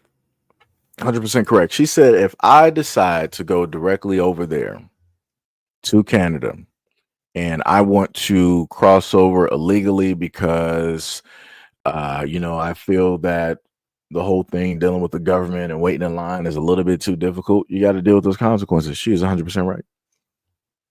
A lot of people messed around and they are currently finding out at this moment in time that, hey, this was not the proper or the right thing to specifically do.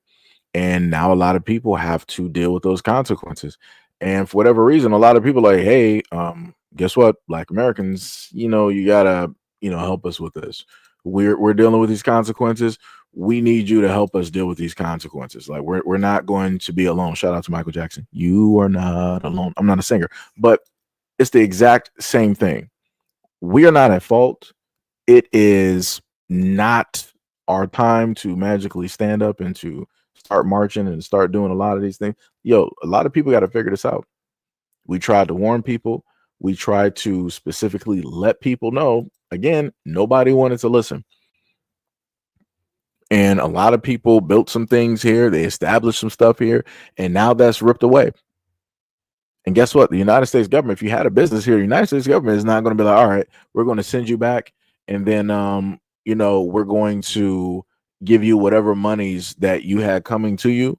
Since you opened up this, they don't care. They're like, all right, whatever they left here, it's ours. And it is what it is. We'll figure out something to do with it. All of your stuff is gone. Everything. But again, nobody wants to be responsible for any of their own life choices. They want everybody else to be responsible. And that's crazy to me. That's 100% crazy. But like I said, she didn't lie though. I will tell you that she did not lie at all. Michael said they didn't want to listen then, so we have nothing to say now. That's facts. That's bars. Joe Penny said the problem, they think it applies to everyone else but themselves. A class said, and you don't thank Trump for this. I think Trump is the best chance for an actual change. The guy said, I can't cross the street while black, and you can't cross the border while a migrant. It's diabolical. That is diabolical. But yeah, I got you. I got you, Pink. I got the video. I'm just trying to work on some stuff, trying to get that finished.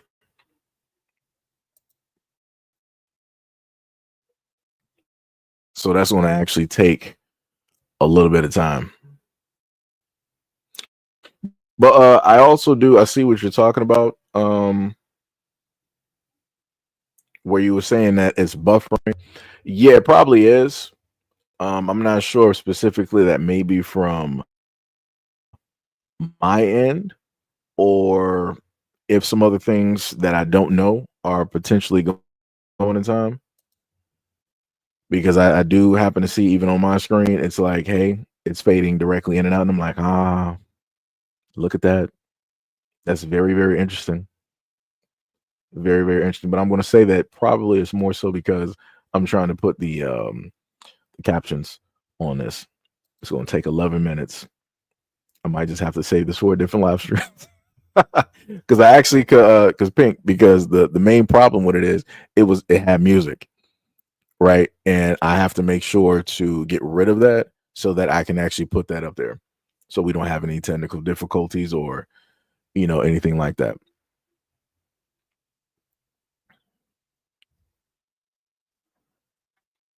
Let's see what we got.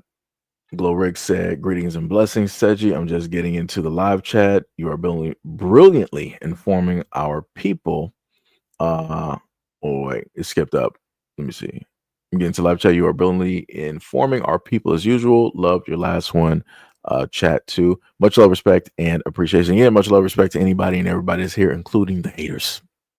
It is what it is. Make sure to bring your families, your kids, all of that, because I'm pretty sure if you think that the way that you think in this chat, your family's going to think the exact same way along with your friends. Bring them all here. Pink said, my fault. No, it's good. It's good. It is no problem. But yeah, that's what usually takes me so long to put up certain things, because if certain sounds or whatnot are there, it's like, yeah, we gotta kind of deal with that before anything really gets posted. But yeah, if I don't happen to, how many minutes I got left? Oh, it says like 4 minutes, so I might be able to put it up. It'll just take a little bit. So that's the only thing I'm basically waiting on at this moment in time. Yo, we got Miss Armstrong in the building. What is up? What is up? What is up? Paulin said, BA, I was about to say BRs, are the only ones here who have loyalty to America. And that's true. That is a very factual statement, because no matter what it is that we've gone through or what it is that we've faced in the United States, we've always been here. Hate it or love it, Complain or not, we have always been here. And that's the funniest thing. That is the funniest thing. Like, I've seen a lot of Caucasian Americans decide that they want to move over to Africa. They want to go to Asian countries. They want to, well, matter of fact, they're not even trying to really go to Europe. They'll visit. Some of them might even go to Australia. Actually, hold on, let me pull that back. Some of them might go to the UK. The rest of Europe, not so certain. But they'll go to the UK, they'll go to Africa, they'll go to South America, they will even go to India, they'll go to the Philippines, other Asian countries, and they'll go to Australia. I've seen a lot of Caucasian Americans run from the United States, and nobody within their group calls them, or any other group calls them, disloyal to a nation. Nobody. But the moment in time that Black people who stay here, who fight here, who struggle and strive and do whatever it is that they need to do in order to make it day by day, the moment in time that we even have a critique, we even try to raise an argument or a question, everybody's like, oh, you're disloyal, you don't like America, get out, go back to Africa. That's everybody's main thing, right? Everybody's like, go back to Africa. And I'm like, where did you get Africa from?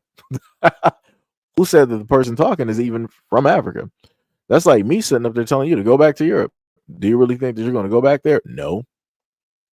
You'll barely even vacation there. You would rather vacation as an American. You would rather vacation to these other melanated areas around the world before you even go back to Europe. Ain't that something?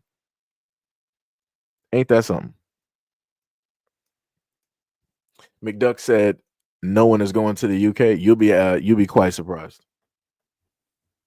You'll be quite surprised. You know how many people from Jamaica, from the islands, you know how many people directly from Africa and so on are traveling directly to the UK?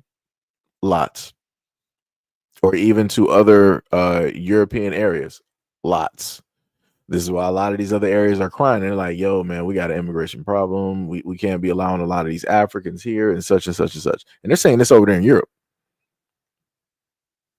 I didn't show a multitude of videos on how it is that, people tend to feel when it deals with them. But again, people don't want to listen. People don't want to pay attention directly to the warning signs. It's crazy. It's diabolical work. McDuck was like, okay, no one white is going to the oh man. What was that? Yo, what is up? What we got? Hopefully, let me see. I don't even want to mispronounce your name because I know I'm going to butcher it. But I'm going to just say why. What is up? I'm just going to say why, because I'm looking at the whole name and I'm trying to talk and focus and decipher that at the same time. And I know I'm going to butcher it. So I don't even want to do that out of respect. I don't even want to do that. And I'm pretty bad sometimes. Casey Malone said USA FBA all day bars. Yo, Sunkissed, what is up? What is up? That is a name I have not seen in a minute. I've seen you in the comments, but I haven't seen you, in a minute. You said those blacks deported are saying they know black. Yeah. You still got that going. You said you've been trying to get around to everybody I'm following, took a long break. No problem. Much love, respect, and appreciation. And thank you for being here and taking out the time to, come through.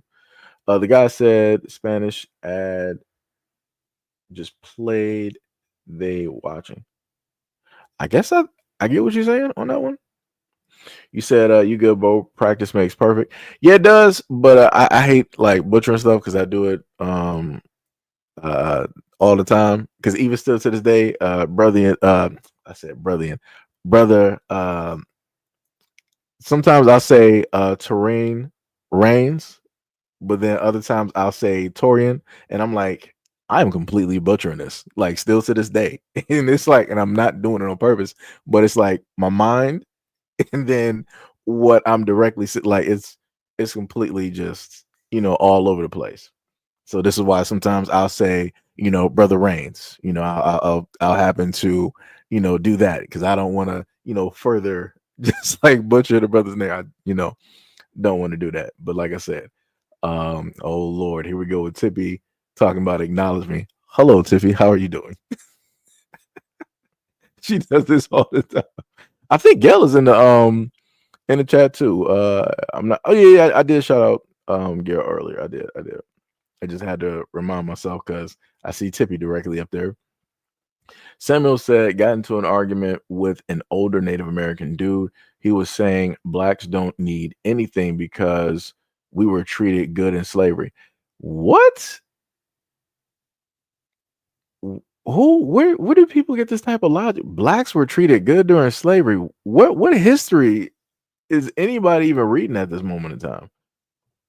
Like, that's some crazy work. So let me see. I think I may have the video. We're going to see how well it does. So we're going to see what we can get. And this is a video sent to Pink. I might have to speed through a little bit of it just to start getting through to the words, because I think he has some music playing for a bit. But here we go.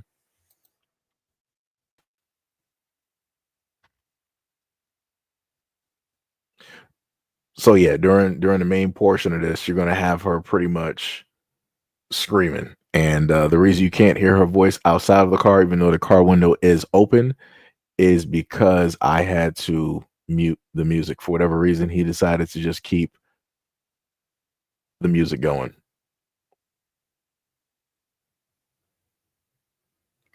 And this woman is trying to stop this man from driving through the neighborhood.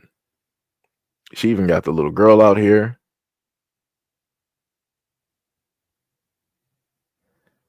Let me see if I can speed this up to, okay, there we go.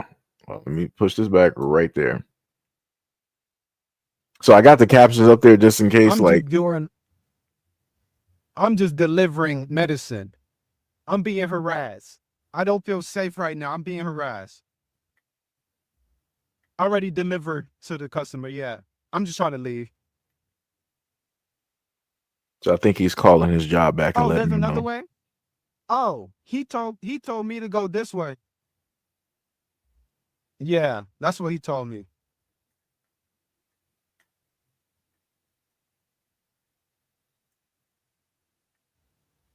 Okay. Yeah, I was.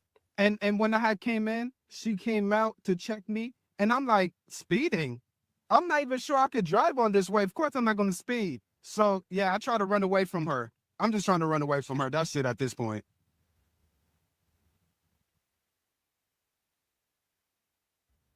Yeah, I realized he told me. Right. It was confusing because I was like, I was so confused.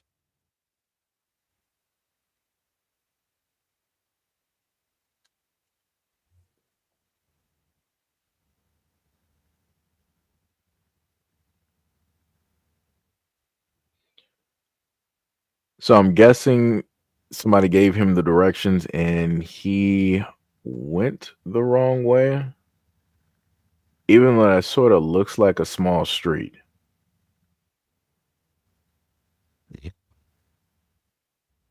I'm literally delivering medicine, and I came in, and she came out, and I'm like, of course. At first, I already knew. I was skeptical about this driveway. I was like, can I drive on it? I come to realize I can't. And she spotted that instantly and came out and came at me. And I'm like, whoa, if a calm down your tone when speaking to me, first of all, you know? So it was just like all this barking, like, oh, you're speeding. I'm like, speeding? Okay, this conversation is done. Because now you're just spilling out lies. Like, just tell me I'm not supposed to drive this way. Don't just start lying and start yelling at me. You don't know me. It's sad. And if anybody got a ring camera, when you turn into here, they could see that I wasn't speeding. Okay. Well, it's less than going slow. It's walking speed out here. I'm not even supposed to be driving on here, period. Some people are really serious about it. And yeah, I see. I see. I'll walk you out. Okay. Thank you. Walk in the car.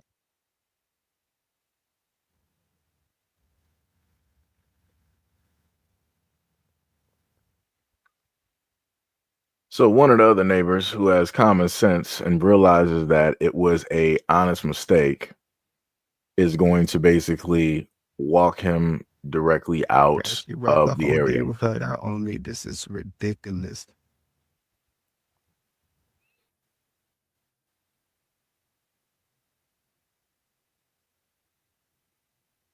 That's crazy. Like the dude, he just made an honest mistake. She wanted to roll up here and start yelling at the dude, acting like it was bloody murder or whatnot or whatever, getting everybody else involved. Like I said, this is how a Excuse me, lot of sir. things. Excuse me, sir. Get the right or left? Left? Okay.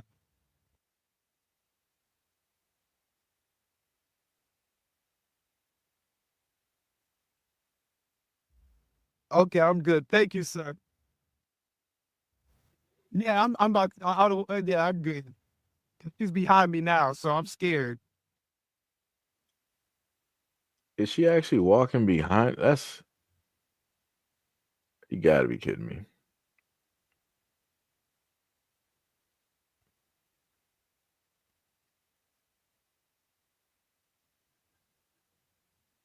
That's some crazy work right there.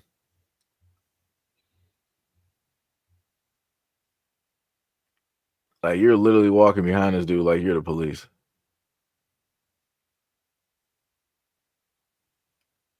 Like the dude literally said he ended up getting the wrong information from somebody, and it was an honest mistake. And she wants to like full on just go off, and now she wants to follow the dude as if she's some type of like top flight security. Like you already got a man doing the job. For you to be there being a woman is crazy to me. But like I said, Here come historically, this old fart. Here come this nigga trying to lock me in. Look at this shit. like what are you doing? Look at this shit. Thank you, sir.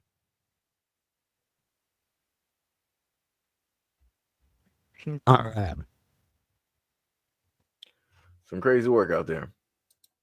But this is why somebody said he had a Jamaican flag. Hey, it be like that, but this is why I try to tell a lot of other people directly out there. You may not, identify as whatnot or whatever. That's cool. To each is their own. I do not even care anymore. That is a battle I am not no longer spending energy or even trying to fight on. Everybody is on their own with that. I ain't trying to, pile everybody in directly on what Black Americans are trying to do. But I told people before that, hey, these people, when they sit up there and see you, they're going to treat you a certain type of way. As soon as they see you in America, as soon as they see you in whatever they feel is their little comfy or their cozy spot, they are going to treat you and deem you a certain type of thing in a certain type of way. And that's exactly what she did. Lady was literally, I heard it before I edited the thing, literally for a full, I want to say like minute plus, screaming bloody murder. Her granddaughter, whoever that was to the right of the passenger side, she was looking a little bit confused and she didn't know exactly what even to do. And that tells you and that shows you that a certain type of mentality is taught, that a lot of these kids are indoctrinated into this, right? Naturally, that's not in a sense them. But when they're around the elders who are, I can promise you that this one, what is she probably, like 60, 70? She probably somewhere up in there. She saw segregation. She saw a lot of things taken. She got that type of face. She got the type of face. Right? Like she got the face of somebody in a sundown town. She has that type of face.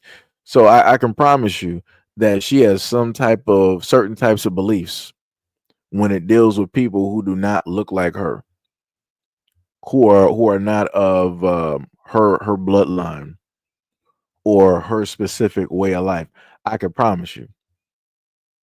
Like I said, that's some crazy work out there. I'm happy he was able to make it out of there without being harmed or anything happening to him. But in comparison to other stories that I've given you guys before, it doesn't matter if the individual is Black and they're mentally handicapped. It don't matter if they were just walking or jogging. It doesn't matter if they were going to their car or whatnot, whatever. Somehow, some way, when it deals with Black Americans and people see them, people automatically go into this fear or this fright mode. It doesn't matter if it's the police. It doesn't matter if it's the residents of the area. It could even be somebody who don't even live in the neighborhood that just decided to, oh, huh, I see somebody that looks a little bit suspicious. It doesn't look like they belong here. Call the police. Or like the woman I brought you guys a video about from last month, where she literally was on a black man's property. She was in at his house on his porch yelling for help because she felt that that black man was following her. He felt that he was trailing her. She felt that he was up to no good. So then once the dude got out the car and said like, yo, are you good? Are you waiting for somebody? Is there something that you need here or whatnot, whatever? She was like, do you live here? Is this your house? He was like, yes, this is my house. I live here. She was like, I don't think so.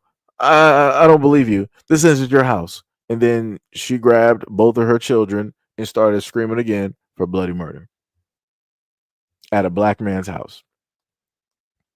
But people want to try to make it seem like racism and all of these things were far gone and yada yada yada. It's crazy work out here.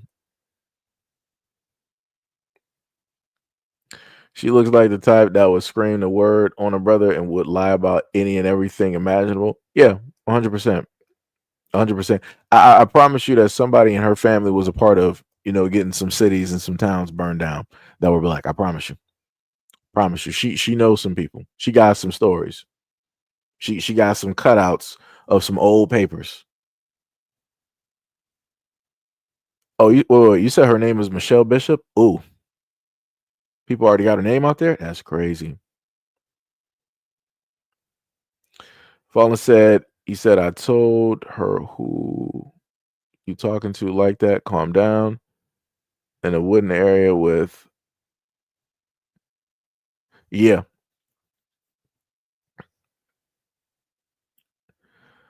Yo, Mysterio, what is up? What is up? You said that's because some of us act fearful. Why their right to this planet is not different than ours. Well, it has to do with psychological warfare. Yeah, the guy you said, I don't believe you live here, and then yelling out the other, yeah. Yep. Ray said Rosewood Karen, bars. Straight bars. Miss Exit said, yo, what is up? What is up? Said those who are elementary school age carry WS and racism in their DNA. Bars. Yep. No, she didn't leave the other one. She told the other one, I think her name was like Riley. She told the other child to come directly with her. She grabbed one, but the other one, which was of walking age, because she was running. She was running out there like somebody was really chasing her. You thought it was a horror film, the way that she was yelling.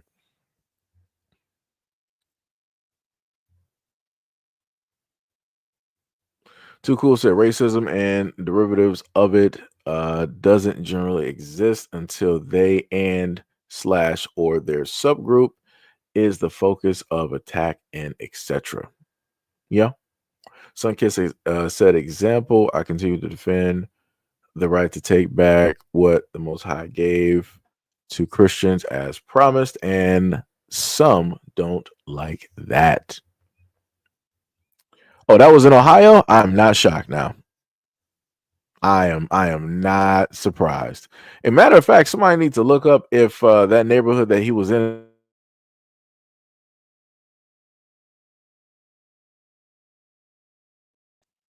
only one of them out of the whole group there had common sense. But that looked like that scene right there, like just looking at her, just like stopping a car, that looked like, and knowing that the houses were that close, that seemed like something out of a horror film, like a purge film. It seemed like something was going to happen, like something was going to go down. She was wishing and she was hoping. You can look at her, look at her. She's like, I can't believe you came back here. I seen somebody like you 40 something odd years ago. You ain't about to make it out here again, boy. Right? That's what it looks like. That's what I'm reading directly off of her face. I'm not shocked. It is Ohio. Fallen said, is the boss aware of certain routes or some towns that are dangerous, or they just throw them out there with no details? I bet this has happened before. I'm pretty sure that, of course, we already know who's the owner of a lot of these businesses, and they know the areas of which they have people working. A lot of them don't care. A lot of them don't care. I can promise you, a lot of them do not care about the black workers. It's crazy work. Wait, what is Sunkiss talking about? I was looking crazy. Seku said this is her chance to act tough. Oh yeah. And she also got the, the men of her community there, so she can act whatever it is that, however it is that she wants to act. Esquire said she looks around 45 to 50. Actually, to break it to you, she's actually 35. She's 35. She's 35. It's like, yo, that is crazy. Let me see. Wrong Turn movie character. Oh yeah. Yeah. She's gonna have a story where she tells everybody she faced down a big black guy. He was like Hercules. He had the height of a Nephilim, and she stood her ground. Shout out to America. Said Jason Voorhees' grandma. Ooh, the mom was already looking rough in that film. I can only imagine how the grandmother would look.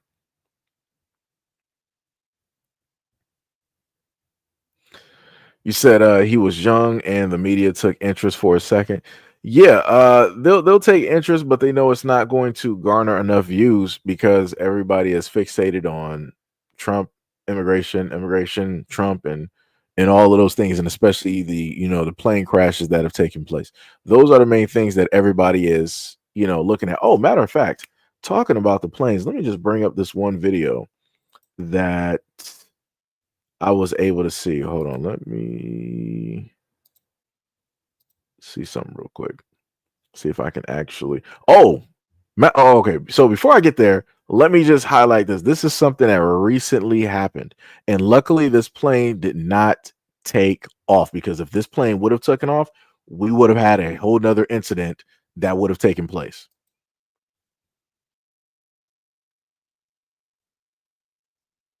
So the plane engine is actually on fire as the plane is still on. So they had to deboard the whole plane, I guess, on the runway.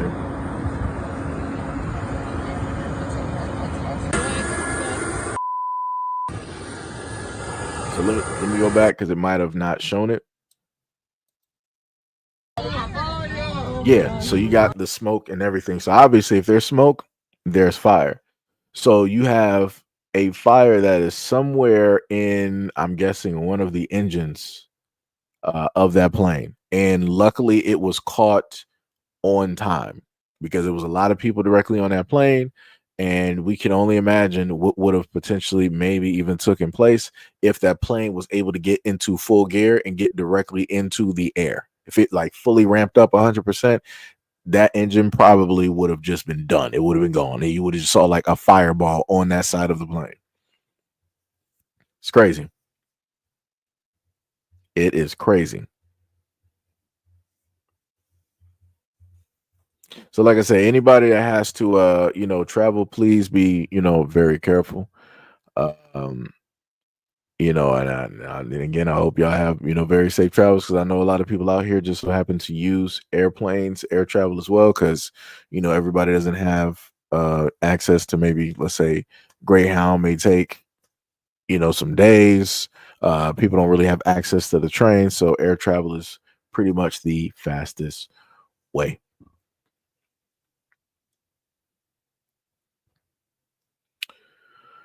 Yo, Established, what is up? You said, FYI, the wings of most commercial jetliners are the fuel tanks as well. Huh. That's not good. That is not good at all. Not good at all. So we're going to go directly to another video, and also a happy National Black History Month. to everybody out there, especially the haters, because I know that you guys don't like anything dealing with Black history. So we're gonna allow this gentleman here to throw out some education to a lot of people out here.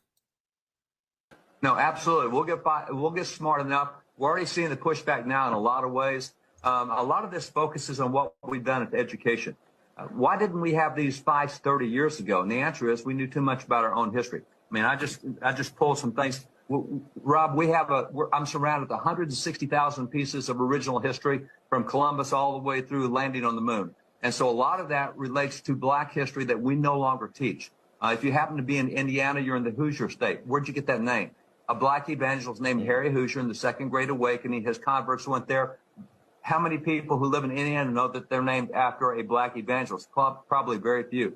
How many know that the guy who brought an end to the American War for Independence, according to Lafayette, is a Black double spy named James Armistead, who brought the war to an end? Without that, it might have gone on much longer. Who knows that so many of the heroes we had in military battles, like the Battle of Bunker Hill, was a Black hero named that anymore. We don't know the first Black man to receive a degree of higher education in America, which, by the way, was a soldier under George Washington, was a Minuteman in Massachusetts. There's so many things that go back. That's amazing. Even just one more example. Is amazing. That's a piece of currency from 1880. It is signed right down here at the bottom by Blanche Kelso Bruce. And Blanche Kelso Bruce is the first Black man to serve a full term in the U.S. Senate. He's the first Black man to be nominated for Vice President of the United States back in 1880. No major party did it until 1880.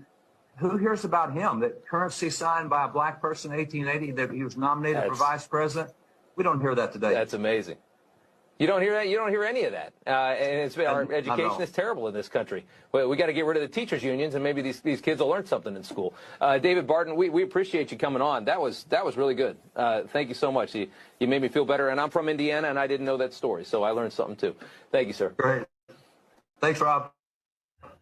Crazy work. A lot of information that was spilled at that moment in time, and especially a lot of information that does not get taught in the American history books that gentleman decided to bring directly up. Now, how many of these quote unquote true Americans out here who like to say that, oh, all history is American history? Why do we have to segregate that? That's because y'all don't want to, by you trying to jumble everything in, all you're going to do is further just state that, okay, everything is a part of, American history. So therefore, it's no longer that much more important because everybody has contributions. But the important contributions that we're going to showcase to you are the ones that we find ideal and the ones that we figure mean the most to us. So whatever means the most to us, those are the ones that are going to mean the most to you, because that's what we're going to indoctrinate you with. That is specifically what we are going to use and teach you. That's how that works. That's how that happens. But this is why they want to take a lot of stuff directly out of the system. This is why they don't want to, teach a lot of these things, because Black Americans have contributed a lot to the United States, irregardless on however it is that a lot of people out here want to say otherwise. Like I said, it's crazy. It's completely crazy out here how a lot of these groups always work so hard, no matter what platform that they're on, to discredit Black Americans. And people have to ask, why is that? Why is it that it seems that every group out here, every ethnicity out here, that when they come directly to the United States, they want to discredit us? Even outside, there's a brother by the name of Adonis that I watch quite often, especially on X. And he was born and raised, I want to say, should have been born and raised in New York. And he decided to make a platform, and he saw all of the stuff that the Africans and so on like to make content about Black Americans. He saw all that content. He was like, yo, it'd be a good idea if I go over there as an American, as a Black American, a representative, to have these conversations, to, see what's really going on. And you literally had one of these kids over there. He's as light as all get out. He was like, yo, I'm the reason that the Nike Tech Fit is even hot right now in the United States. Nobody in the UK has made things over here fashionable for black people to wear. I need, other than a stimulus check, I need for a lot of those out there in the UK to stop living in delusion.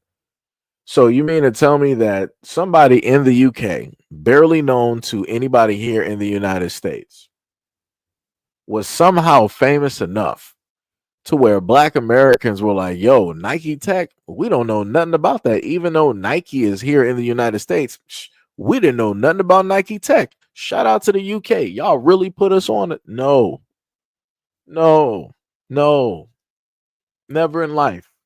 Never in life.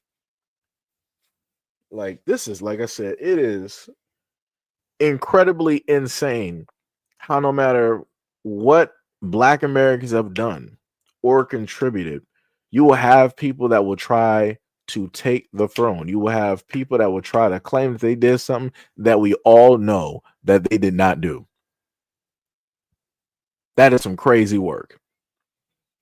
Like I said, there's a video that I showcased to y'all before in another live stream where there's a dude in the UK that felt like he just did he's bringing back a style. And for any black American out there, we're going to go back to the 80s and think about some Jerry curl juice, right? All of that spray, right? Make your soul glow, right? All of that good stuff. You got literally some random in the UK walking around and wearing a Jerry curl. What? Like I said, no, people don't got nothing. People just can't seemingly find or invent something new. They have to take what was already established and what black Americans are already doing, literally as a culture. Literally as a culture. Like, you've seen Jerry curls in movies and TV shows, like, this was a cultural thing. We had products up the wazoo, right? And black Americans are known for Jerry curls. We're known for a great deal of different hairstyles. But again, no matter what it is that we do, we'll always have people out there that want to try to discredit or take directly from us and say that they were the ones that originally did it. It's crazy how that works. You said just like Fat Joe? Yeah. Lean back. Lean back. Panther said, I never wore a Nike Tech. Yeah, I never wore that either. I looked at some of them and I'm like, it's all right. You know. Oh, New Era, you know about Adonis? Yeah. Yeah. Yo, that dude is hilarious. Yo, the way that he literally has them stumped when he's asking certain questions, even when he's asking about the culture, they don't even know how to respond. They don't even know what specifically to say because they're so brainwashed, and they're brainwashed as a collective. Because of course, over there in the UK, they feel like they are the mightiest. They feel like they are the greatest of the greatest, and yada yada yada. But the craziest thing is, but I'm like, a lot of y'all are immigrants. A lot of y'all came from and the crazy part is you got some people from the Caribbean. I'm like, how did you skip the United States and Canada and be like, you know what? I'm not going to any of those. I'm going directly to the United Kingdom. How does that even work? I'm like, yo, that's a far distance over the water. That is crazy. Woo, diabolical work. But then you got a lot of Africans directly over there. And then they'll come directly over there to the UK and they'll think that they're the greatest thing since sliced bread. And they'll start running their mouths talking about black Americans. But I'm looking at them. I'm like, bro, you wearing like Jordans, you wearing Timbs, you wearing Nikes, you wearing Adidas, you're rocking a gold chain or some grills and all of this. I'm like, this is not you.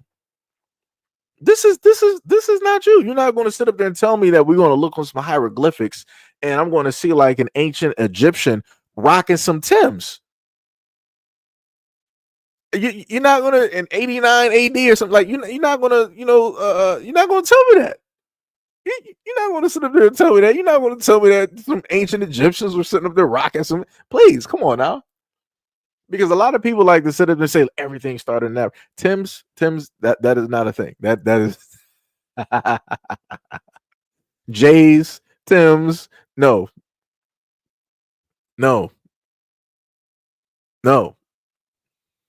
Like I said, even going back, what God said, talking about the Iverson braids. It's like, yeah, when you think about braids, you're thinking about realistically Black American culture.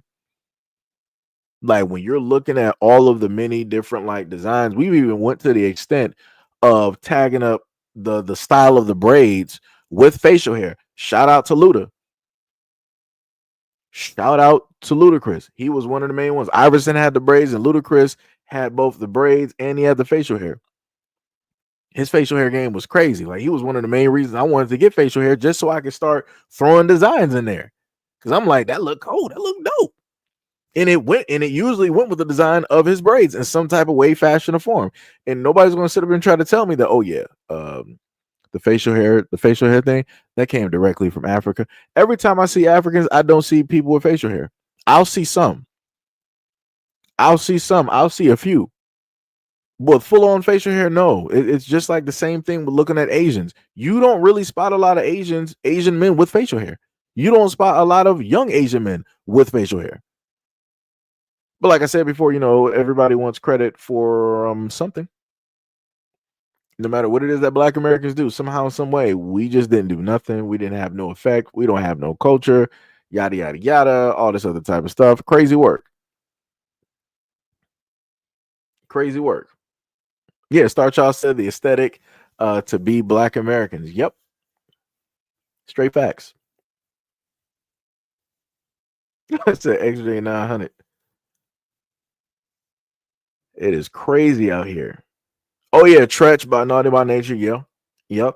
And yo, even the craziest thing I've seen so far is if you look in certain areas, you'll see some Africans dressing as if it's the 2000s. I'm like, are y'all stuck in like a time warp? I'm like, we're in 2025. We're not in the culture of wearing everything like oversized. Like, that was back during Lean With It, Rock With It, Yule, DJ Unk, Laffy Taffy, D4L. That was back in those days. Ever since I can remember, I've been popping my collar. That was back in those days when people were wearing white tee, black tee, brown tee, gray tee. Well, those were literally, that was like culture during that time. And that was going on for a nice extent.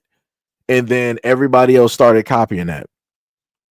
You started seeing the rich white boys and girls out there going to their parties, backwards cap. This is not how they normally dress. Backwards cap. They got the two different tees on. They got the headbands. They got the diamond earrings. They got a little chain. They got the Air Force Ones. Come on now. Like I said, people be trying to play out here. People be playing a little bit too much. To try to say that we have not contributed to a culture, to different types of movements and styles, is crazy work. Crazy work. Like, even when you look at 50 Cent, when he had the beater that he had, like, that was a whole nother style, because everybody was just wearing the standard issue beater, right? The white one. And then you got the one that they came out with, the G Unit. And I think they might even had G Unit do-rags. I think they might have had some pants and some shoes too, for a certain extent. Shorty low, I got paper. Bankhead. Dun dun dun dun dun. Yep. And I think I still got that on my playlist too. They all rap in their own languages as well. Yeah, which is dude, let me tell you, the craziest thing that I've seen so far, again, dealing with, because this is Black History Month anyway, dealing with the contributions of Black Americans here. Everybody knows what battle rap is. Somebody tell me, where naturally, historically, were they doing battle rap in Africa? Somebody tell me, because everybody says that 100% of everything originates from Africa. Cool, no problem. Tell me where Africans historically were battle rapping. Ancient Egypt, were they on like the Nile and just like rapping back and forth? Like, you had the A side versus the B side on the Nile. You had, like Ra versus like Osiris. Like, what were they doing? Like, let me know.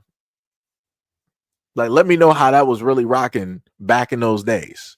Let me know how I was even just rocking in general, because I could sit up and tell you they wasn't battle rapping. They wasn't doing it. Didn't even have a concept. It wasn't even a thing. And now I sit up there and look in 2025. I see a headline for a video, African battle rap. And I'm like, you have to be kidding me. You have to be kidding me. And then listening to them battle rap is cringe. It doesn't even make sense. And then it sounds crazy, because you're African and you're battle rapping, but you're taking on the same type of voice or cadence as Black Americans, and you're trying to deliver it that way while being African. That doesn't make sense. That it literally, it makes no sense. If I wanted to see African battle rap, I want subtitles. I'm just going to be realistic. I want subtitles. That's the only way that it'll be African battle rap, because you should be rapping in your actual language. You shouldn't be sounding cadence wise or anything similar to anybody Black American. Anybody. The sort of like the same thing I said when it dealt with UK rap. It shouldn't be sounding nothing similar at all to Black Americans, even though that's where it came from.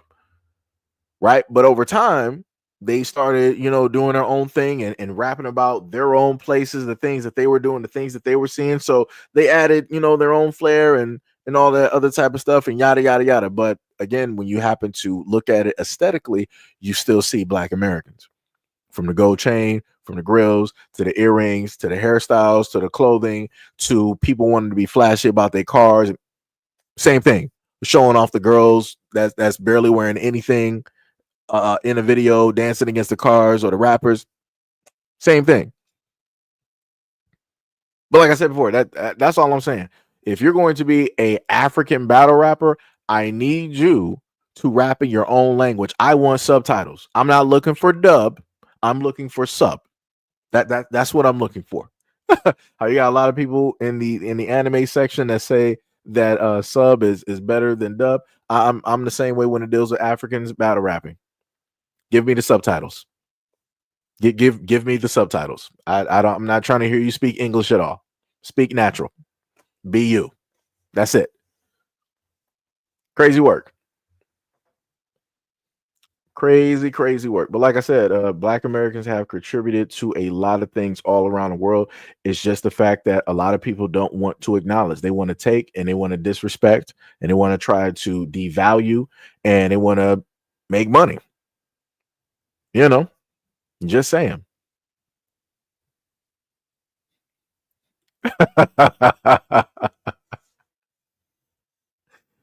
Oh, Casey said, I'm looking for giraffes and subtitles for the rap battle. It's like, I'm being dead serious. I'm being dead serious. Like, if you are talking about what is it? They ain't messing with something. Wait, made better off having crumpets and tea. Oh, you must be talking about the UK part. Why are some of these some of you guys' comments is actually coming up all as one, which is weird.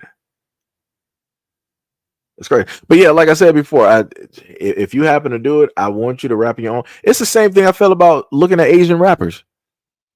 It's like, bro, take the N-word directly out of there. Use whatever word that people happen to describe you directly as.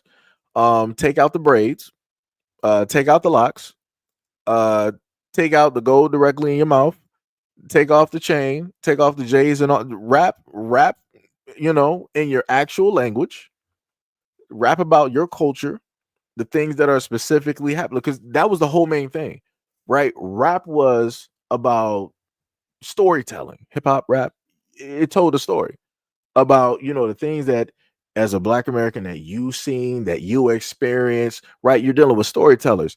You're not going to tell me that you're a Asian storyteller, but everything that you're talking about sounds like everything that Black people done went through and seen and all of these things. You sitting up here talking about some lean in your cup. You sitting up there calling women all different types of names. You talking about the money that you got, the jewelry that you wear, what type of ops and all this, and you coming from the hood. What Asian hood do you got in the United States? I'm just going to be real. I know of Chinatown, and you got that in a few different states, but what real, like, come on now, like who's Asian out here bragging about coming from some type of hood? Nobody. That was the same thing that you used to have with Tiger when everybody found out that he was on a television show in the 2000s, where people found out, like, yeah, he came from money. Like at, I think, like 16 or 15 or something like that, he had a Range Rover, right? He was living, they had like a whole gate around wherever it is that they lived. Right. So this dude was already affluent. He already had money. That's where Tiger came from. right? But then you listen to when Tiger rap, he talking about like stuff in the hood, and he might mention some guns and all this. I'm like, bro, what are you? I'm like, what are you talking about? Like, what are you talking about right now? I need people to be realistic. But again, a lot of people can't do it because they know if they rap about their actual life, it's not going to be entertaining. Nobody's going to actually listen to it. So you have to mock, right? You have to try to take on the appearance or the creative nature of other folks directly out there in order to appeal directly to the masses. Like I said, I respect people who actually rap in their language because it sounds dope. I'm like, I'm intrigued by that. I'm like, yo, now because I'm hearing you rapping your language, I actually want to decipher and know what it is that you're saying. So that's actually going to have me like, yo, let me actually look that up. Let me learn the words, right? Let me try to learn that language because this is how they're rapping, right? Like I said, Africans rapping in English sounds crazy to me. You guys battle rapping in English sounds even more crazy. That is the work. I don't even know what god that would be, but that is not any god that anybody should be worshiping. That is bad.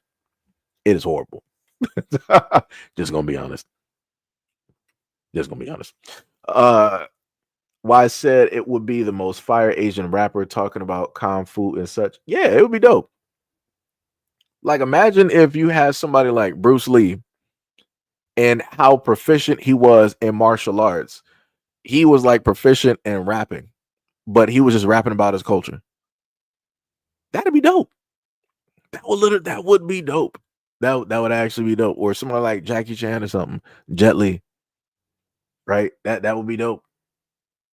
That would be very, very dope.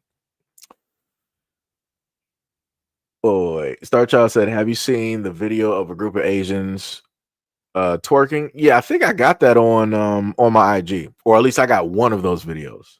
Again, stuff like that, stuff that you know that is a part of black culture, and you see other people just so happening to do it. It's very, very weird. It's a very odd thing. It's a very odd thing. But then those are some of the same people that would again look down upon black people for what it is that they do. It's crazy. It's like you're gonna do the exact same thing, but it's classier when you do it. Yo, it's crazy. That is 100% crazy. Yo, Sonny, what is up? What is up? What is up?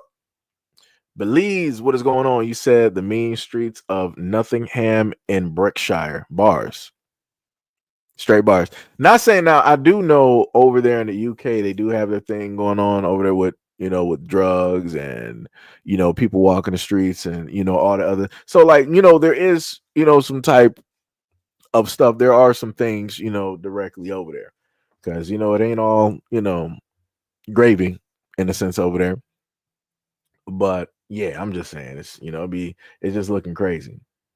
I just want the actual cultural aesthetics of those people to show forth. Because again, a lot of people say that they're so proud of their culture, but when I look at them and they're out here, I'm looking at Black Americans or people masquerading, walking, talking, acting, dressing, styling. So I don't happen to see that pride the way that people happen to say that they're proud or prideful. Boy, you said Phantom B said, do you really want to hear a African rapper try to rap like Das EFX? If you're rapping in your own language, yeah. Yeah, like I've heard some people out here that are Latin and they rap directly over an American beat. And I'm like, this actually sounds kind of cold. I'm like, all right. And rap in Spanish or whatever language that they speak. And I'm like, this actually sounds pretty. I'm like, you actually flown on this beat. I'm like, all right, sound dope.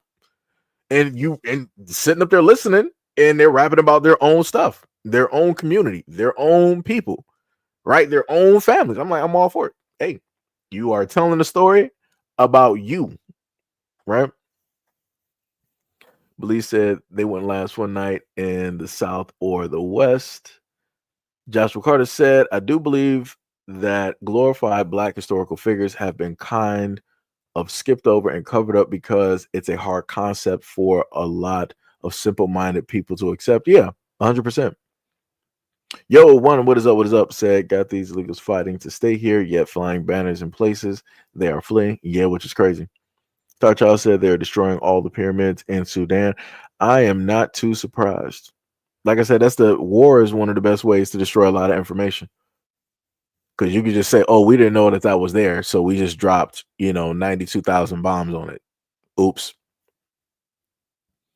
Kay said, happy Black History Month. Ladies and gentlemen, bars the same to you as well. Sonny said, my all-time favorite artist ever has always been Craig David. To me, he is perfection. Craig David is dope. He is dope. Joshua Carter said, but advocating and talking about racial harmony and your culture being oppressed doesn't ever do anything to help. Huh? I'm a little bit confused. I'm a little bit confused.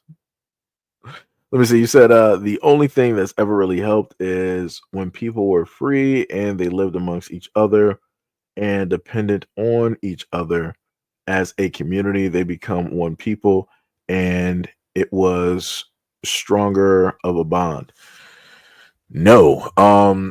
At one point, what point in time in American history did Black people and everybody else just unify just solely as one? That's not what's taking place, because you can still look at the laws or different things that they've passed over time that still sit up there and show you that that is not the case.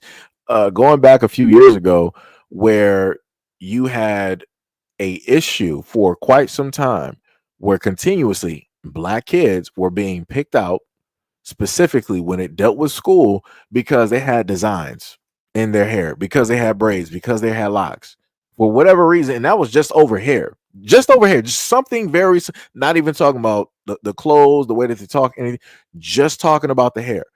Black kids were the only ones in the United States getting picked out and told that, yo, you gotta go home, you can no longer be at the school, or all this other. They had to sit up there and pass the Crown Act in order for all of that nonsense to stop. So we can't sit up there and say that, people have been harmonious and all one and all this. That's not how that's worked.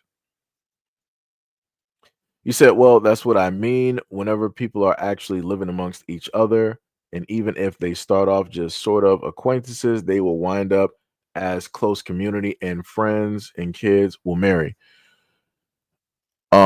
That's not normally how that works. Okay. Go back to some of the towns and cities that were burnt down, and Black people didn't do that. They lived in the exact same state as other folks. And those other folks that didn't want Black people to be near them or have something else that was better than them, they decided, they looked across the town like, oh, y'all built this? Y'all got this? And we over here living like, nah, we ain't about to have this. John, Joe, Tim, Billy Bob, and Hawthorne Steve, get the torches, get the gasoline. We're burning all of this down. You are not about to have anything better than this. We're burning all of this down, and we're stealing your stuff and taking it back. And we're going to sit up there and say that you guys attacked us first. We're going to sit up there and say that you tried to go after one of our daughters or our wives. We're going to get you. We're going to fix you. We're going to let you know that you are not better than us. So Joshua, you might want to go look up some history there. Because even going by your example, a lot of times Black Americans have tried to coexist with other people. We've tried to be neighborly, we tried to be friendly and everything like that. And we've been burned down, torn down, buried, and murdered.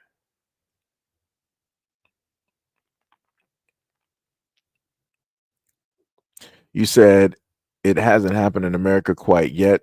That's my whole point. That's why we're not one, because we never have been. And you said, I guess you were talking to somebody else. Your response, you said, yeah, I hear you, my sister. I hear you. My sister was a goth chick in junior high. And when Columbine happened, she was stopped and questioned about her Marilyn Manson stuff, but she was a straight A student. My dad was really mad when it's in school electrica but I think it stems from authority panicking and trying to do something about violence when it's already happened and those people are not there and etc. Yeah, I don't even know what you're even trying to go directly with that. Um, the God thing was more so of your people just trying to, be resistant to authority, to be out there, to not be a part of the norm. They didn't want to like be the nifty little Sarah wearing a dress and having her hair this certain type of way and walking this. She wanted to have her own opinion. She wanted to have her own walk of life. She did not want to be controlled. The same thing with the other white boys there that were goth. They were already called weird and picked on. So they're like, all right, no problem. I'm going to sit up there and give you something to really pick on if you want to, or better yet, to fear. And that's what they were doing at those moments of time when it dealt with a lot of that goth type of stuff. Those were the outcasts that already knew that they were outcasts. Those were people that wanted to be different from the normal, quote unquote, white authoritative society. That's a little bit different from how it is that black people selectively get picked on because this is something that we just naturally do. Like things that we do with our hair, this is something historically that we've just naturally done. We will go multitude of different ways and style our hair because it's whatever. It's just a Tuesday for us. For anybody else, it's just a major change. It's world breaking. Like you take the perfect little Sarah in the white community and she decides to do something drastic with her hair, white people are crying. They're just losing their minds. Oh my God, why would you do something like that? You don't even look like the same person. What's become of you? What's your religion? Who did this to you? Where is my little girl? Right. That's how y'all tend to react when it deals with the black something.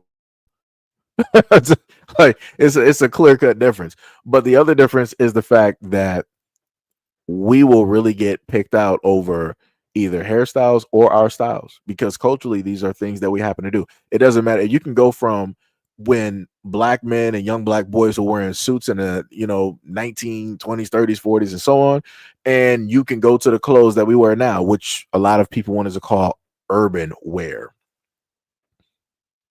right?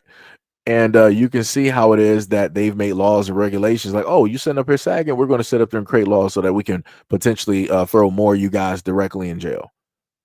Oh, you're sitting up there sagging and you got a hoodie. Matter of fact, you're in this neighborhood, you're up to no good, even though he's walking directly to his house in that same suburban neighborhood. And guess what? Little Johnny didn't even make it to the doorstep because he got popped about a good 6 to 7 times by the cops. Because now the excuse is they got, they got word of a disturbance of a suspicious figure.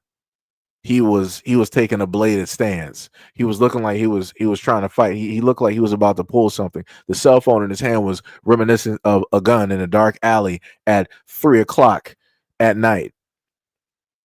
It's not the same. It is not the same, good sir. It's not the same.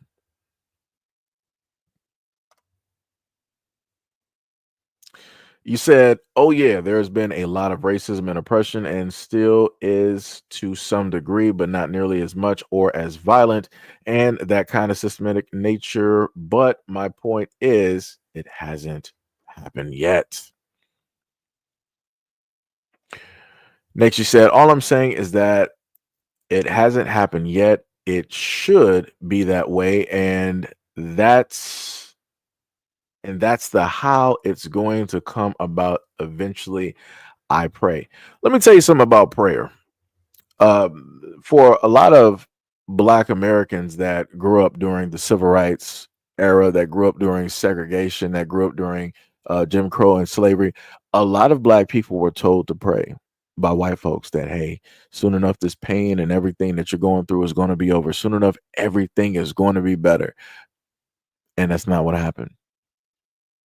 A lot of them perished while doing those prayers because they followed the rules. They followed whatever it is that they told them to sit up there and do. And they blindly closed their eyes and took their sights off of the enemy to give some type of hope to whatever, to never exist ever again. So prayer pretty much has not done anything for the Black community, just to be real. Because if prayer actually did work like that, then we wouldn't actually need so many churches in every single Black community.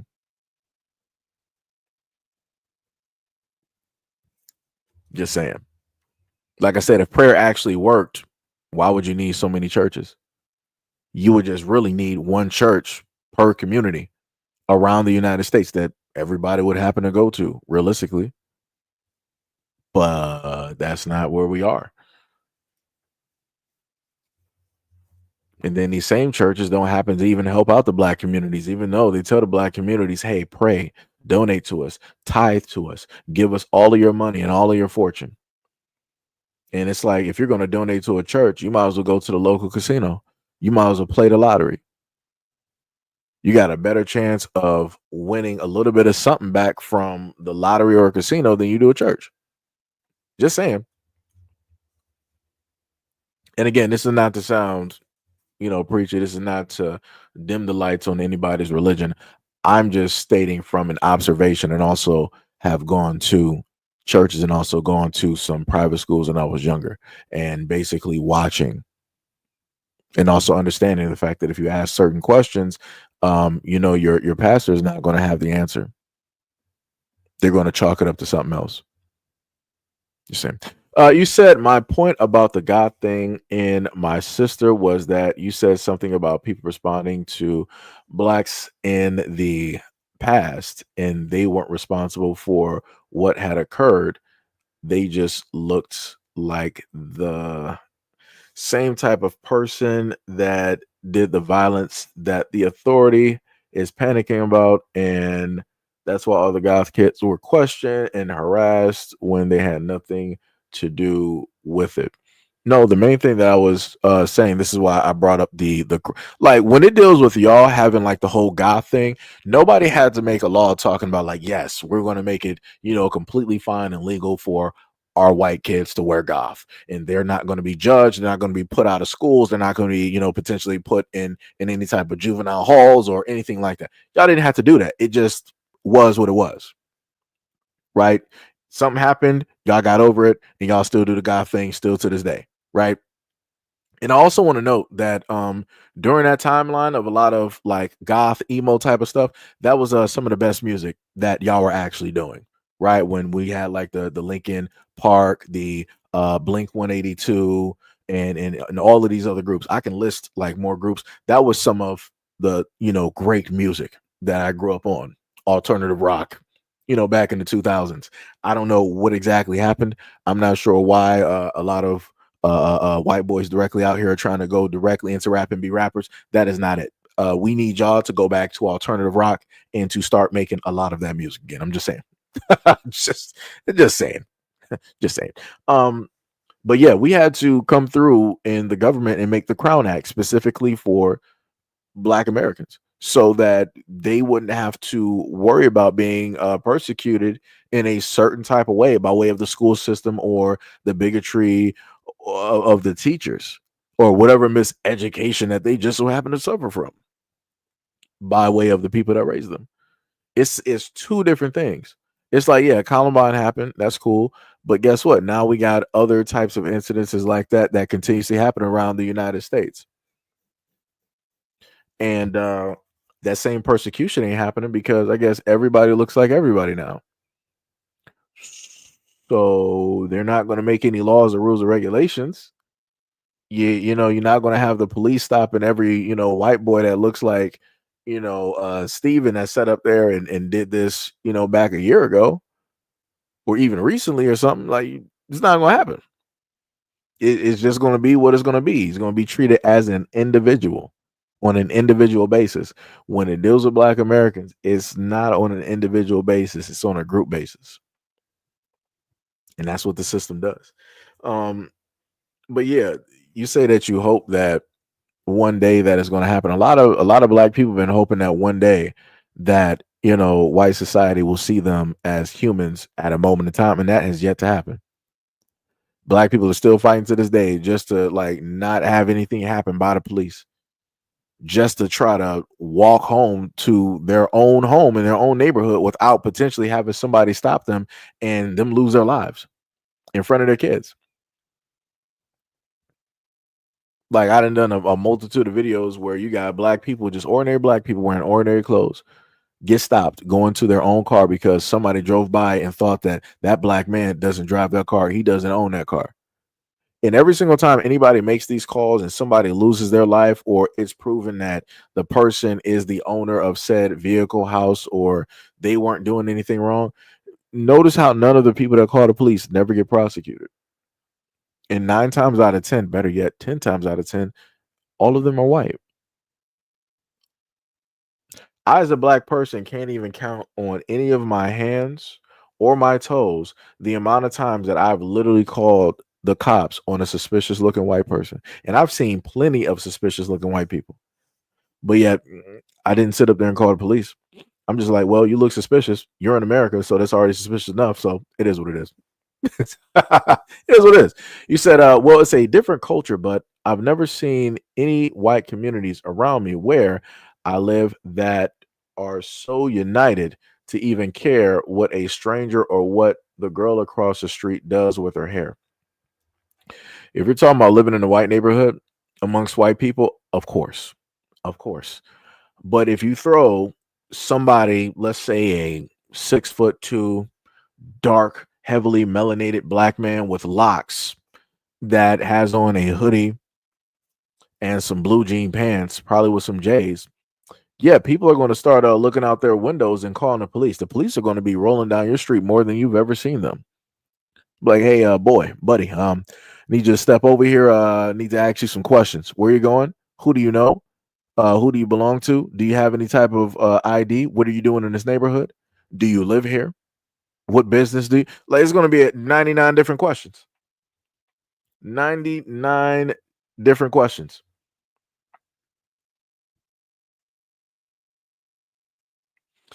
He said, Cheeky said, it's crazy how I ended up here. I was just in Prestige Blend's live stream and they were being crazy racist. I don't even know who that is. Let me say, don't even know who that is. Let me see.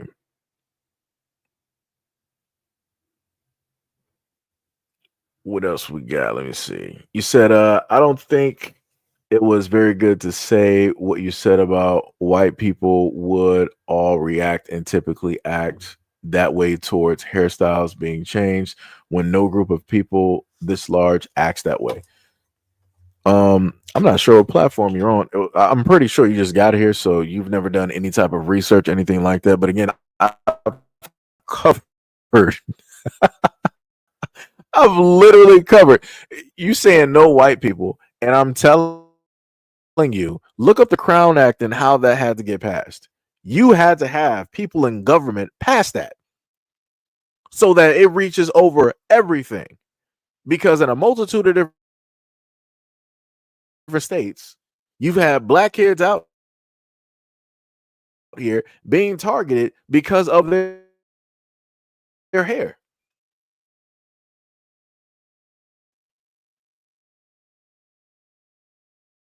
I'm not sure how you missed that.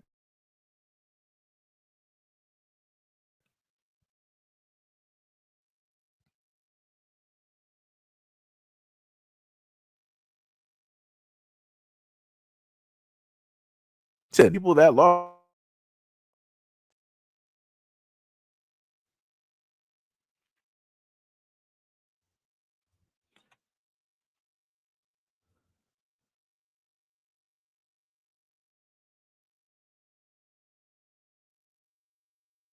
So what did you let me say? What did you said if you think that white people simplify blacks or don't understand them or think of them in a soon we all think that way. This is the thing. For a lot of black people, because it's just a difficult day to day, we got to have on like an armament. We got to go out there and just prepare for battle every single day. A lot of people in the United States don't actually know what that means or actually know what that feels like. Some type of like defense for pretty much your whole existence here. Always on some type of defense. Never have any type of real breathing room. You never get a chance to like just take off your armor just to relax. And like I said, y'all don't actually understand what that is because it's not happening to you. Right? And I'm talking about systematically. I'm talking about historically. Right? So for us, we don't have the luxury at looking at you guys on an individual basis and trying to figure out,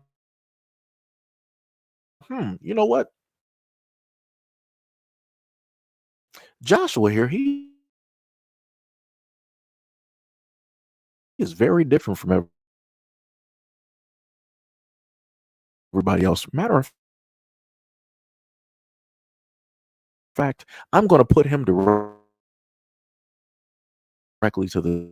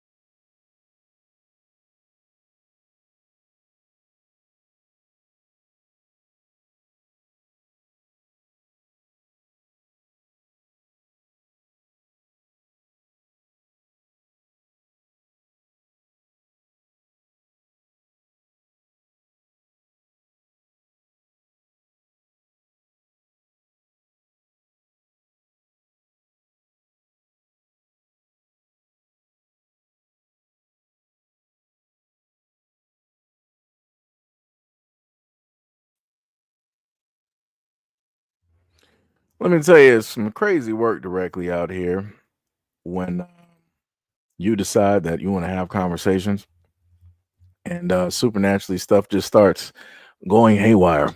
So that was about a good few minutes that wasn't able to specifically talk. I'm like, that's quite amazing. It's very ingenious. But again, shout out to all what we got 295 people that are currently here at this moment in time. Crazy. Diabolical work. Diabolical work. It is very diabolical work. Let me tell you. Where I forgot where I was. Hold on.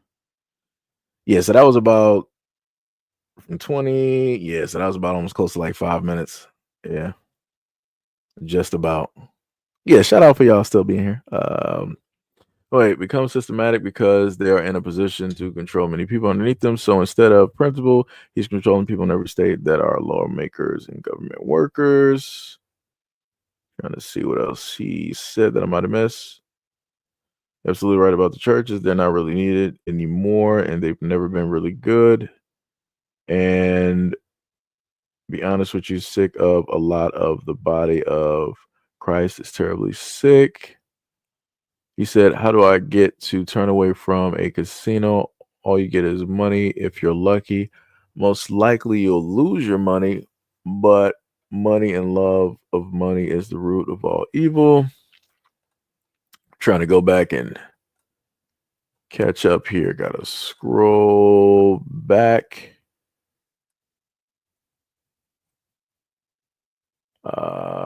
What else we got? Oh, I forgot because it didn't keep the rest of the comments up there.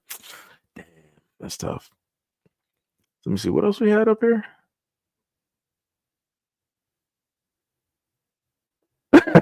Sam said hello. I'm telling you, it was like guys said you to get out the conversation for a minute. Let me see. Joshua said, you're right, man. There's a lot of racism in black. What?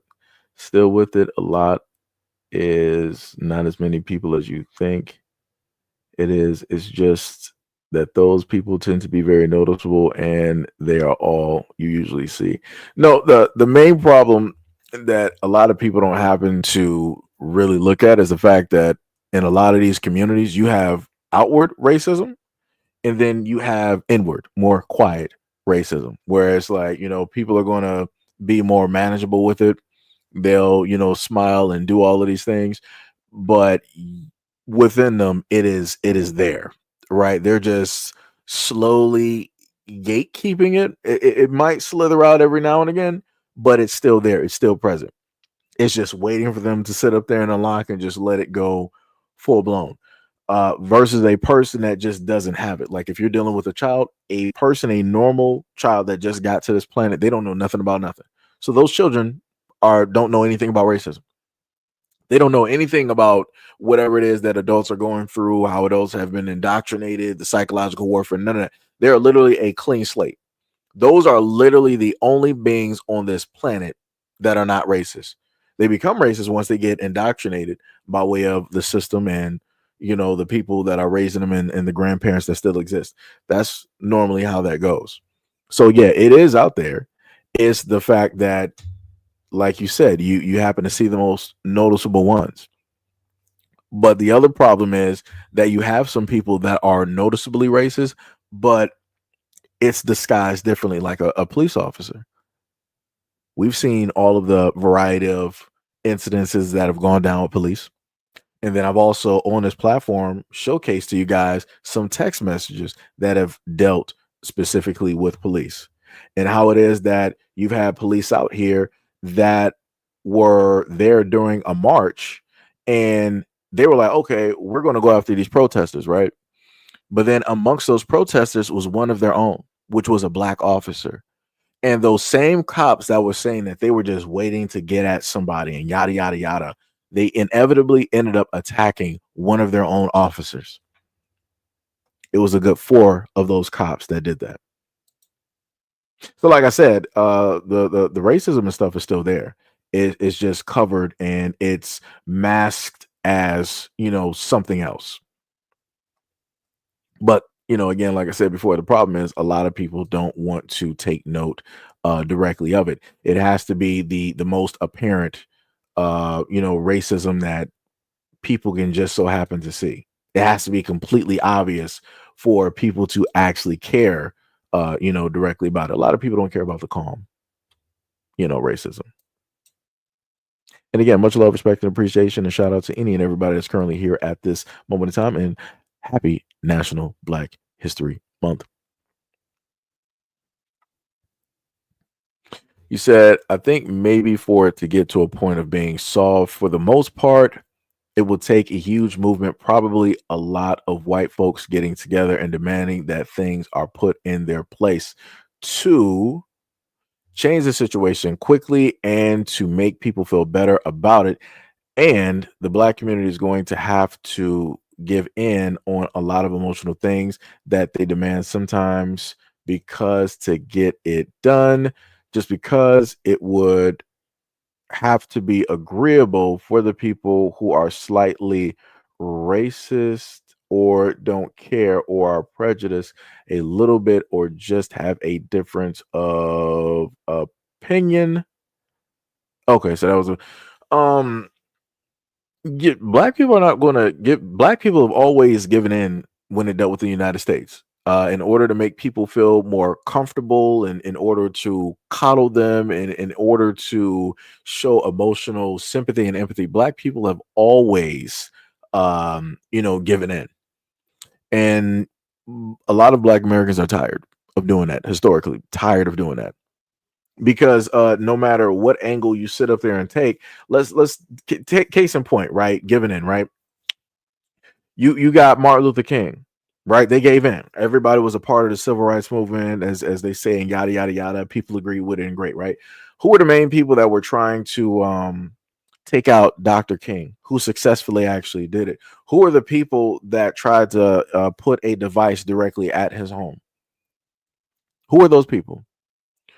Who were the same people who took out the Black Panther Party? Who are the same people that took out Malcolm X? Right? And those are just three things right there. Three things right there. And again, you got Martin Luther King, who was trying to work with the Caucasian individuals, but yet the same people that he was trying to work with, they were the same ones that were trying to plant evidence or push certain narratives so that he would not be what it is that he was at that moment in time. Because during that point in time, if you look it up, they said that there is not going to be a black messiah. If there is going to be a black messiah, it's going to be one that they created, one that they implemented and gave specifically to black people. And that was by way of the United States government. And who is the main parts of the United States government who also created that? And I can tell you it wasn't black folks. So to say that black people would need to let go of certain things or to give way, or no, that's just no. And to then further state that white people are going to give up whatever hierarchy or whatever position that they have at this moment in time, that's not happening. You and I both know that that is not happening. If at any moment in time that white people are to give up anything, they're going to destroy it before they have to relinquish it. That's how that works. So at no point in time will there ever be an equal footing or playing field in the United States of America. Because the moment in time that that happens, that means that white majority will lose power. They will lose hold. The same way that the main majority in Hawaii, the natives, have lost power there. The natives of any land should be the mass majority. But because of what the United States did to the Hawaiian folks there, other people were able to overtake, in a sense, the natural indigenous people of Hawaii. It should never be a 50-51 type of, it shouldn't even be that close.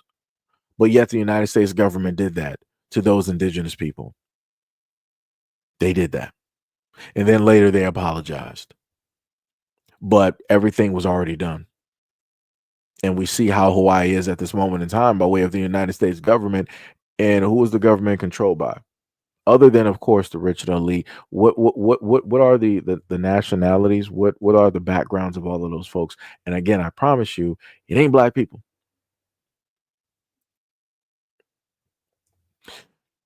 You said, no, I wasn't saying that white people weren't calling the police or people being targeted because their hair. I'm saying that they wouldn't see another white person with her hair change and act all crazy about them being a different person. No, but see, the example that I gave is that I gave a perfect little Sarah, perfect little white girl, one that is the ideal of the white female. Yes, they would. Yes, they would. I've even seen it in certain instances when it deals with white female celebrities. The moment in time that they just start switching up their hair and doing a variety of things, oh, the comments that the white community leaves when it specifically deals with those women, crazy. Like I said, I've been paying attention to this for far too long. I've even seen things like this even in school. So, like I said, I know how people happen to react, especially when they have that certain person on some type of a pedestal, right? When they have that ideal of perfection.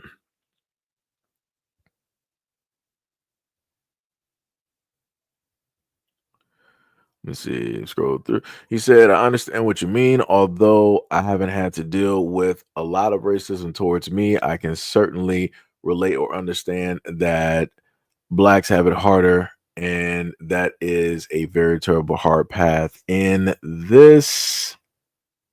Scroll down. Guess you're still writing. I'll put it to you like this. I don't know. Whenever I happen to hear somebody white talk about that they've faced or dealt with racism, I'm not even specifically sure what that means. I don't even know what that means. I'm just going to be directly be honest with you. Now, if you're saying that you've dealt with black people and you've had to deal with people being prejudiced, oh yeah, yes, that is there. Yes, that is there. Everybody is prejudiced in some type of way, fashion, or form. That is natural. Like if I were to happen to go and try to communicate with a tribe in the Amazon, they're going to have a type of prejudice against me. They're going to be like, hey, no. You are, we don't even know who you are. Like, what are you doing here? It's like, yo, no, get away from us. No. We done already seen what the Europeans, we don't want you here. We don't want you here. And like I said, I would not be offended by that at all. It is what it is. Like I said, when people are prejudiced, that's completely cool and fine. I have no problem. Racism is a vastly different thing. Vastly different thing.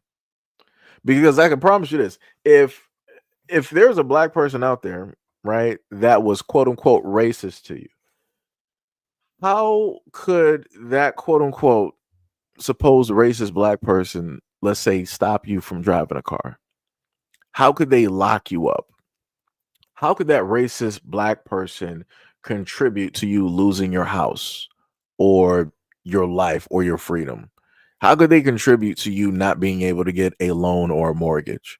How could they contribute to you not being accepted in a certain school because of the way that your name sounds? You know, like racism normally has power directly attached to it. It has the ability and the systems in place to stop certain people from being able to move to and from, and it can strip or give freedoms. Black people out here cannot do that to anybody white.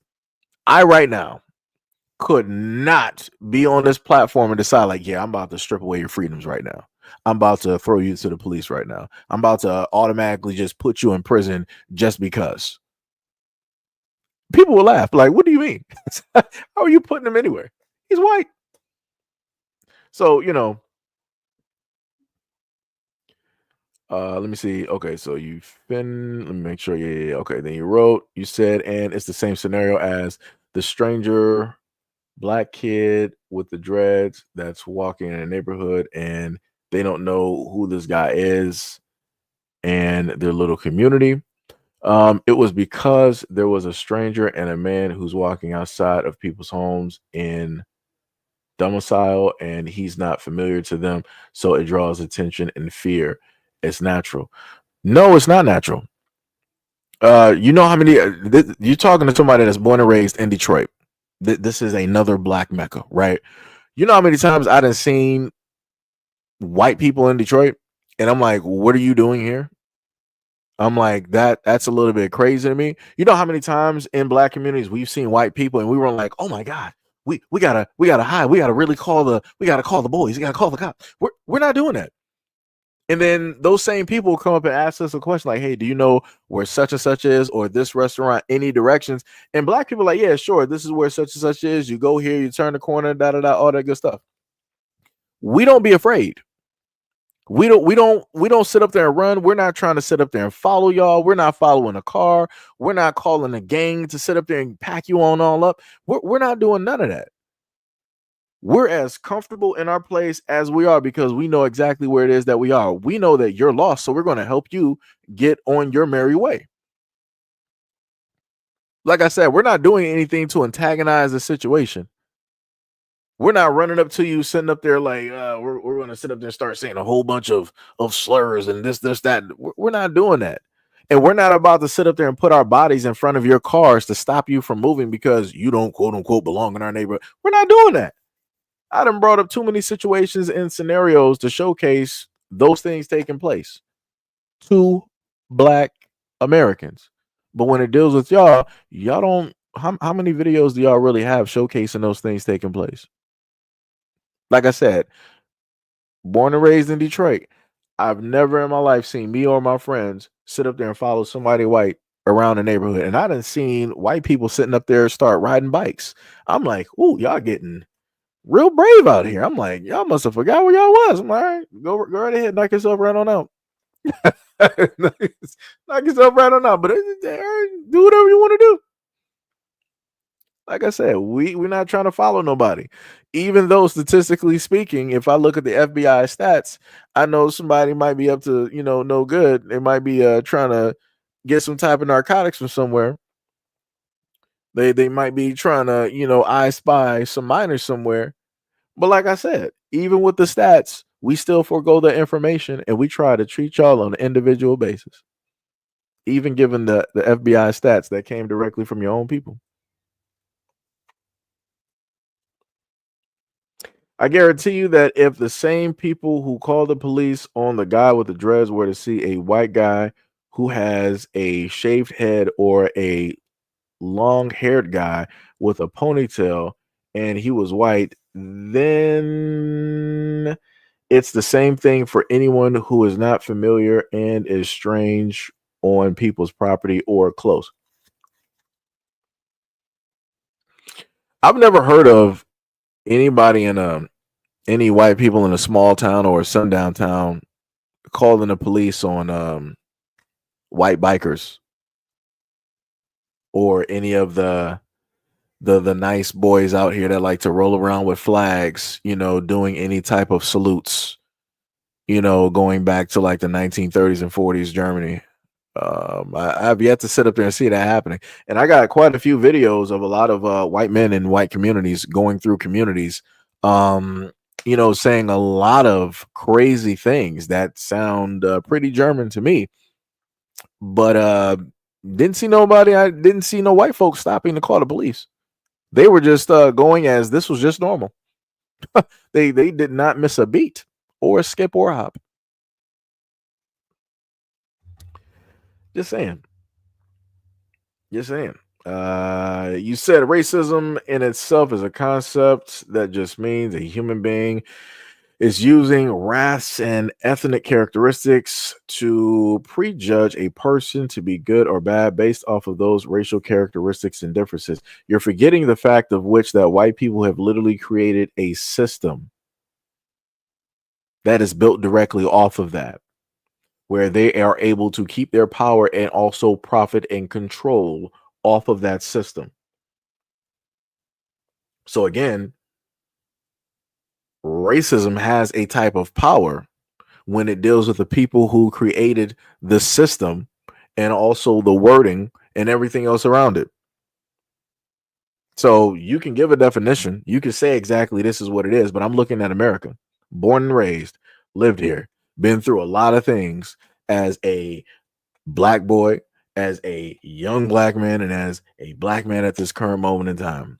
And when I mean to sit up there and tell you that I've literally gone to work walking and the police have consistently seen me, and I would normally still see 2 police cars following me directly to my job. And then as soon as I reach that corner, they then vamoose, go off somewhere else.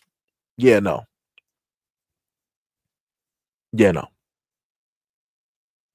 Like I said, I know this system, I know this country, and I know what is highly capable.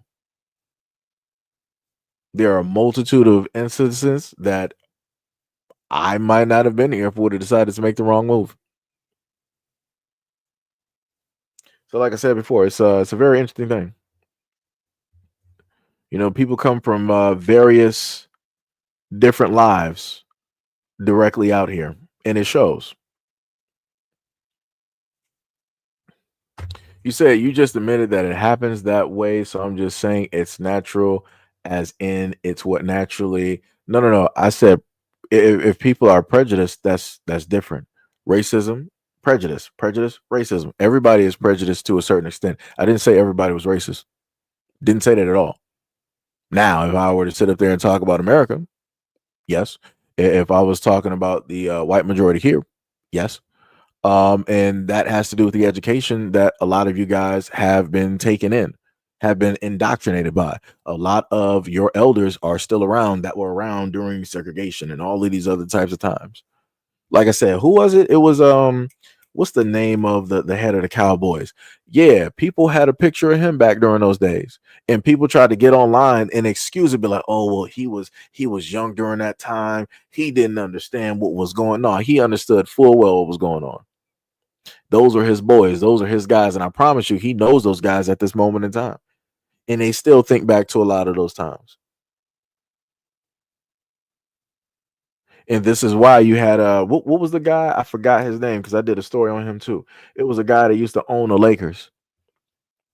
And he was basically referring to the ball players there as slaves. Like crazy work. It was a lot of crazy work. I even got another video of a Caucasian coach and or an owner talking to Jamie Foxx, and he was talking about the heights and dimensions of the players. And then he also randomly, for whatever reason, he mentioned the actual size of one of said players. And I'm like, how do you even get that? How is that even a part of the stat sheet? What does that have to do with the athleticism of any of those players that you're measuring that? I'm like, that is some crazy work out there. But again, that's a Caucasian man that did that. Just saying. Just saying. King of all men said for entertainment purposes only.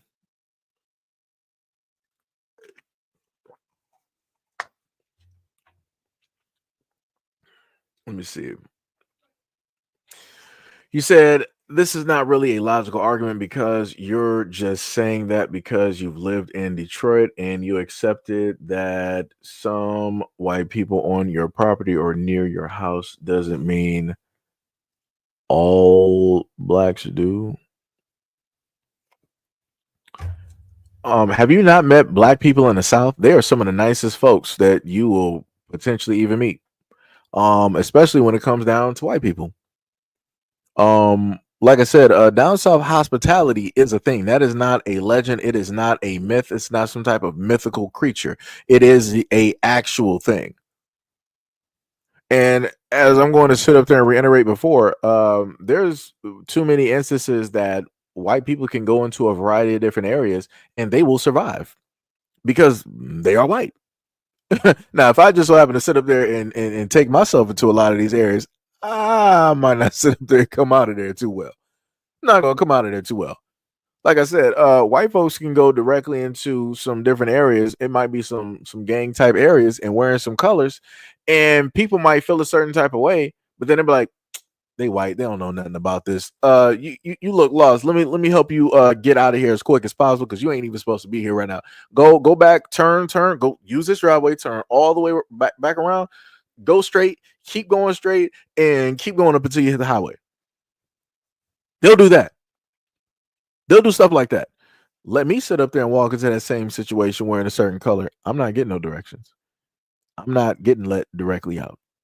It's probably going to be the end of the road there.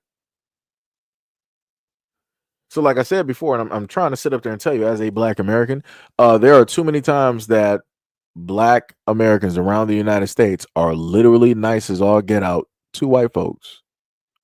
Even when it deals with the police, white police being disrespectful, you and everybody has seen these videos online, don't matter what state is in, you will still have black folks be cordial. You will still have black folks not trying to, call them out of their name and all this other type of stuff. I didn't cover too many videos from too many different states, from too many different instances, even when it's found that the cop is wrong, they did the wrong thing. You know what that black person is doing? Hey, sir, why did you do this to me? Sir, sir, sir, sir. They're still giving them, in a sense, that benefit of a doubt. They're still being cordial and nice directly to them, even though that black person is laying on the ground and they got done wrong. So I'm a little bit confused. Little bit confused. Just saying. You said there's plenty of black people that are paranoid and get offended or get Karen like, just as there are white people, Asian people, Hispanic people. It's just people, not because they're black. Okay. Okay. Like, for whatever reason, you're trying to circle this all back into like this kumbaya, we are all one. We clearly know everybody is not all one. We clearly know that everybody is not equal, everybody is different. Case in point, you can look to some Southeast Asians, who human wise, right? We could say that everybody is human, or however you want to sit up there and frame it, but those people are specifically genetically engineered because of where it is that they live to be underwater. Their hands, their skin, their eyes are all specifically built for that region, for the things that they just so happen to do. Everybody is not the same. Everybody is not equal. Like, somebody from your family is not going to be able to outdive, outswim, see in those murky waters the same as those Southeast Asians that literally live there. So again, this whole narrative that people are completely equal and all this, people need to drop it. I'm just going to be honest. People need to just sit up there and drop it. People can say that people are human beings. Fine, cool, no problem. The whole equal thing, no. You got people with different strengths, running different speeds. And like I said, look at the NFL and the NBA. Who primarily dominates that? Just saying. Just saying. Everybody is not equal. Everybody is not the same. We need to stop with a lot of that foolishness out there. Like I said, everybody's not going to be able to run the same speed in the same race. It's not happening. He said, like, all black people are just so cool and suave, laid back, kicking it. Some more nervous and stressed out and work too much, and they're just like every other person in that situation. I am so completely confused on that whole description. I don't even know what that is. You said, I mean, what are you talking about? To be honest, because yeah, there's plenty of black people who are great and foremost would do no harm to anybody, but there's black people right now, probably within a few miles of me, who are robbing people, who are stealing from people, just as there are white and Hispanics doing it. No people do one thing or the other. Okay, Joshua, no problem. No people do one thing or the other. How many times, and I'm just talking about just American wise, how many times have black Americans decided to start a war and steal from another country? I'll wait. Historically speaking, Joshua, how many times have black Americans, going by your logic that, other people are doing the exact same thing, right? Because you wanted to say, like, hey, you got black people out here that are nice, then you got other black people probably a little bit of ways from you that are out there robbing and whatnot or whatever, just like you got white and Hispanics doing the exact same thing, right? Everybody's all equal, everybody's doing the exact same thing. So what point in time have black Americans decided to start a war and go into another country and pillage, cause a coup, cause a destabilization in order to get to their natural resources? I'll wait. Take your time. Since we're all just out here doing the same thing. Again, I'm talking about America because we're all Americans. I'm just saying, I'm going by your logic. Joshua said, I got FBI statistics stating that black people harm each other in their own communities just about every other day, and I live in Jacksonville. And you would be correct.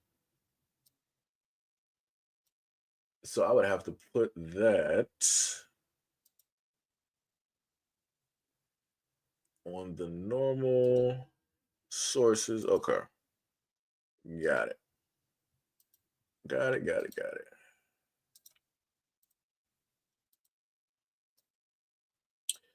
All right, so it's going to be a little bit smaller. Hopefully you guys could actually potentially see it. So what I decided to do a while ago, because I knew that these type of conversations would just so happen to come up here, is that I made sure to grab those FBI stats, and I wanted to highlight and I wanted to mark and go through a lot of those stats that were specifically up there, because for whatever reason people want to talk about the stats and yada yada yada.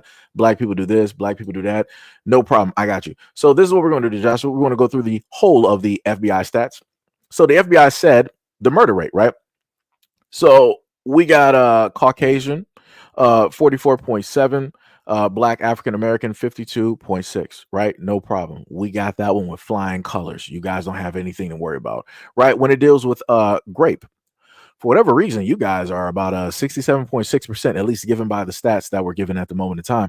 Black and African American 29.1%. Robbery, we got Caucasian, which is 43.4%. And then overwhelmingly, we have Black and African American 54.5%. Another point on the board for Black Americans. Now we got aggravated assault. I don't know what's going on here, Joshua, in your community, but Caucasian is 62.8%, which is ridiculous. Black Americans, whoa, 33.3%. That's weird. I thought we were the violent ones, right? Burglary, Caucasian. I don't know why you guys like stealing so much. It's completely weird. It's as if it's historical and it's in your DNA. Caucasian is 68.4%. Black and African American, 29.1%. Interesting. Larceny and theft, again with the stealing, is crazy. Caucasian, we're going to just round that up to like 70%, right? Because it's 69%. Black and African American, 27.7%. Then we got motor vehicle theft, Caucasian, 66%. Interesting. I don't know what's up with you guys and stealing. It's like, historically, you guys have just stolen everything, including countries and land. It's weird. Black and African American is 30.7%. Arson, Caucasian, 72%. Black and African American, 23.3%. Violent crimes. Joshua, I thought you were talking about the murders that were taking place, right? We had the gold star directly on that, but for whatever reason, you guys wanted to up us. So Caucasian is 59%. Color me surprised. Why would your people want to do violent crimes? I thought you guys were the purebloods. I thought you guys were just, that people, right? And then for Black and African American, 37.5%. Property crime, diabolical. Caucasian, 68.7%. You guys are just going all throughout the board. We only have 2 at this moment in time. It's crazy. Black and African American, 28.1%. Other assaults, you guys, Caucasian, 65.2%. Black African American, 31.4%. Forgery and counterfeiting, color me surprised again. Caucasian, 65.5%. Black and African American, 31.9%. Fraud, Caucasian, 67%. Black and African American, 30.5%. Embezzlement, Jesus Christ, with the money and the stealing. Caucasian, 61.4%. Black and African American, 35.5%. Stolen property, buying, receiving, or possessing, overwhelmingly Caucasian, 64.2%. Black and African American, 33.4%. Vandalism, Caucasian, 68.4%. Black and African American, 28.1%. Weapon carrying, possession, and etc. Caucasian, 55.9%. Black and African American, 41.8%. Prostitution and commercial vices, Caucasian, overwhelmingly at 55.5%. Black and African American, 37.9%. Sexual offenses, Caucasian, 71.6%. Black and African American, 24.7%. Drug abuse violations, overwhelmingly Joshua, Caucasian at 71.6%. You guys just cannot get over those hurdles. Black and African American, 26.7%. Now, this is where we have to take a break, Joshua. You got to clap it up for you guys. You guys are on the board. Now it's time for the Black Americans to take over.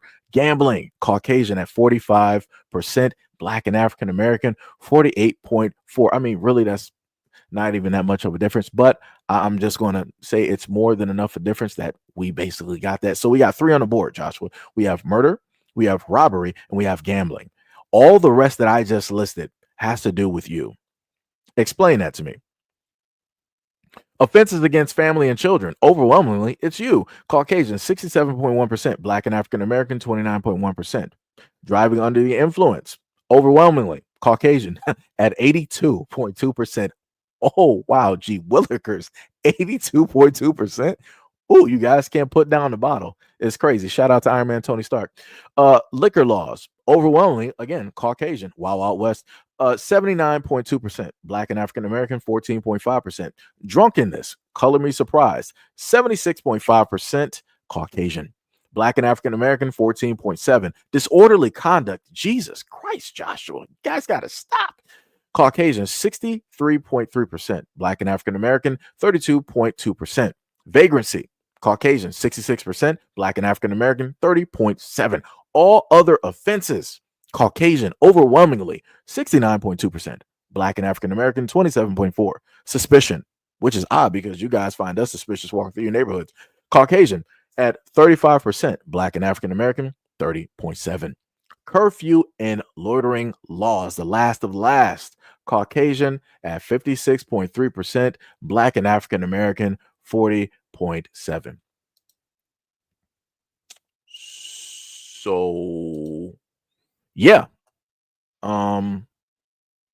There we have it. There we are. There we are. There we are. You said, I'm not worried about my own race. My race is not even people identified with their white people who are terrible and identify with black friends, sometimes more than white. Don't know what exactly that means. You don't understand some communities of whites call police, but not all of them in a community with whites and blacks. So we don't call the caps on each other unless there's some real reason. Okay. I guess you said you just confrontational and don't want to accept that me saying people should get along and that's how it's going to be if it's ever going to be good for everybody, and you just don't want to say that. No, I'm just not going to agree with things that don't make sense. I'm living in reality. The reality that we are currently in, your people built this. So you're talking about we're going to be together one day, then you guys would actually have to fix it. But guess what? You're not. You're not. You're not. You're not. In order for you to actually fix it, you would have to get away from any of the power structure. You would have to relinquish hold of everything. Do you think that the United Kingdom is going to give up any of the power that they got on any of the African nations down there? No, because they would be bankrupt. They wouldn't have anything. The UK, the United Kingdom, is literally the what the nation that never the sun never sets on the UK. That's how they say it, right? And that's because they have contracts and all of these other things from long ago in order for them to stay in power. Correct? So, like I said before, y'all not about any of that. It's great that that is a fantasy. It's great that that's a theory that you have, but you got to sit up there and live in reality. I, as a black man living in America, I live in reality every single day. You guys get to live in whatever fantasy or fallacy that you decide to come up with every single day. Every single day is something brand new, while everybody else has to live in a type of reality. You said, but I'm not saying any kumbaya or anything. I'm just telling you actually that the world is not united and that no white people are all united against black and vice versa and yada, yada, yada, all that other type of grace. Okay, so again, talk to your people and tell them to, get their mittens off of all of the more melanated nations, relinquish all of that land, give them back all of their resources and all of their gold. Let's see how that works out. Start with France. Tell them to stop fishing in African waters, taking fish away from those African fishermen, stopping them from being able to feed their families and make money. Let's start there. You're not going to do it. Tell France to get Haiti directly out of debt because Haiti sat up there and beat them so bad that they sent them back home. But France was like, hey, we're going to sit up there and put you back in debt because you owe us for the war that we just had because we lost. You said, I think it would be better if we were united or if things were more peaceful. I mean, if your people really wanted that, they would have started off like that. But that's not what happened. How did the United States get taken over? Your people came over here with smallpox. Y'all were trying to eradicate and erase people. And still to this day, you're still experimenting on people. So it's like, what are we talking about? What are we talking about? You said no one is equal. No people, no human individuals. Some people got it good. Some people got it bad. Some people are prettier. Some people are ugly. And some people are smarter. Some people are dumber. Some people have okay, you're just going through with that same thing. You said white and half white and half black in them, or that they are black and have some white. And what are you even talking about at this moment in time? I just think that you're a little bit too far with it when it comes to saying how cool the black community is, where all this crime and these terrible vices are happening. The reason that the black community has a lot of these terrible vices and this crime is by way of the United States government. And if you don't believe me, look at the same government that's poisoning your own community and turning them into zombies. So, like I said before, it's crazy. It's diabolical work. It's crazy. It's diabolical work. You said lost, and no one ever does anything bad to a stranger when you're in the black hood, according to you, and white people's neighborhoods are just nuts and violent. What else we got here? I just tried to ask a few questions and have a few good points, and it just turned into this attack and a lot of hatred. And if you aren't willing to talk and communicate with someone like me, who is white, then you're never going to make anything better, because there's never been a better ally for you than me. I'm not perfect, but I damn sure don't have hatred or racism. Why is it that whenever it is that black people try to, bring some accountability or bring some historical facts, y'all sit up there and turn it around and be like, yo, why do you guys hate me? Why are you guys so racist? What? This is what I'm talking about. Like, y'all literally make up the utmost, the largest victim stories that I've ever seen in my life. Like, me talking to you and explaining these things to you, or even shifting my tone, now you're reading into that as some type of hate. That's a victim mindset. That's a victim mentality. That's crazy. Like, all of that you're perceiving, this is your perception because you're in your feelings as a white man. You feel that I, as a black man, I hate you, and yada yada yada. That's some crazy work. This is in 4K, folks. This is in 4K. If this was Twitch, I would tell somebody to sit up there and mark this live stream right here, because this is diabolical work. Wow. That's crazy. You said you're the one that brought up at the ICE stats, because FBI stands were written by pretty much white government dinosaurs. There's ever some white conspiracy, it's in the government and the FBI. What? Where are we even going with this right now? Yeah, I'm a songwriter and a musician, and I don't ask you to trust me. I'm telling you real facts and how it is in logic. And I pretty much agreed with you that it's bad for a lot of people who are black. But what's your point attacking me for? And I don't know that. Wait. And I know that I'm talented. I know I can play an instrument you put in front of me, and I can sing really well. And I have recordings and established as a musician. Where are we even going with this? And an artist, and any of you trying to say something about me, I guarantee you don't do ish, and your ish sucks, whatever it is. Have fun in your victimhood. I ain't got time for this. I was just trying to be cool as I spoke to a couple balls. What?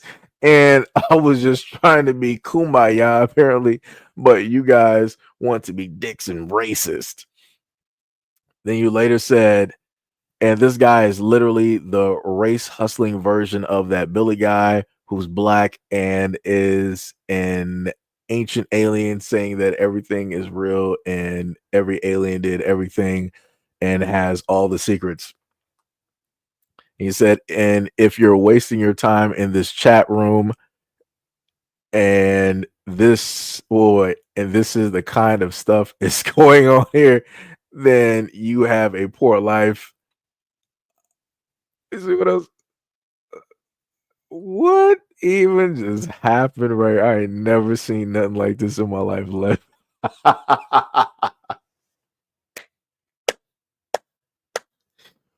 Oh my goodness.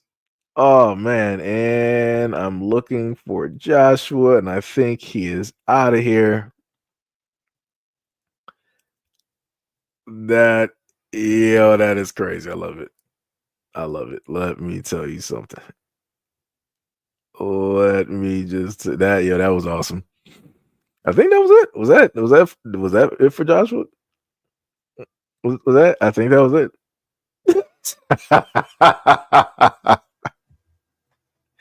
I think that was it. I think that was it for Joshua. I think he's out of here, guys. I find it interesting that after I started reading through the FBI stats, Joshua was just like he was pretty much done. He was pretty much done. He was out of there. He was like, yeah, nah, this ain't it. This ain't it. Let me see how long we were going. This is let me see. This is 3 hours. So it's gonna be probably the tail end of like an hour. So I'm gonna have to put this together. Oh man, I'm gonna have to get this. Cause that was some crazy work right there. I ain't seen somebody go from like kumbaya and trying to sit up there and be like, yeah, I'm with it, brother.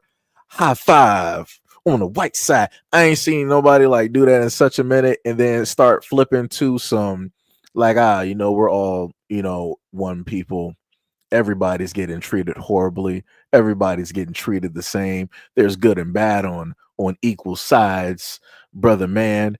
And then we go into some supernatural, like, but black people do this and black people do that. And then we go from that to magically some FBI stats.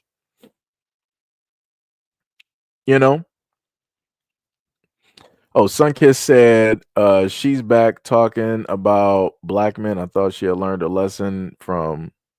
Hey, it's whatever it is. Like I said, it's a brand new time and age. Like I said, let everybody have a voice. Just do it. you know, gotta let it be what it's gonna be, right? Um, but the other thing that I want to say is it's crazy to see all that whole transformation and watch it in real time take place. Let me see if I can actually go back up in the comments here because that was beautiful. Let me try to go back up to the top. Look, Joshua here. Because that man was writing "Kumbaya, my lord, Kumbaya." Yeah, I'm just gonna just go through because I got to make sure to at least have some of these directly up there. I wish I would have actually thought about it before, and I would have just had them posted directly up there as I was reading them. But I just decided not to sit up there and do it. So I'm just gonna go up there, and you'll just happen to see them like flash by. Just gonna do that. Flash those directly up there. FBI stats, right.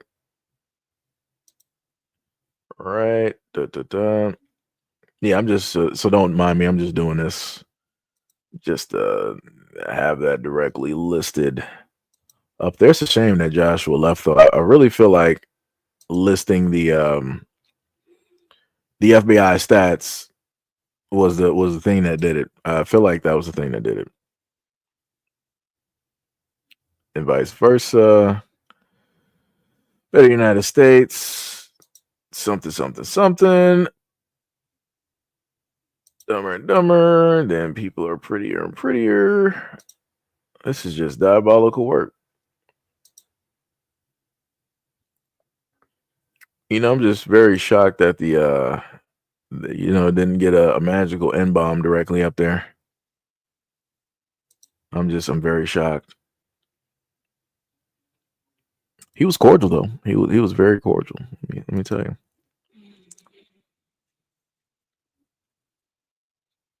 Racist, never do anything better.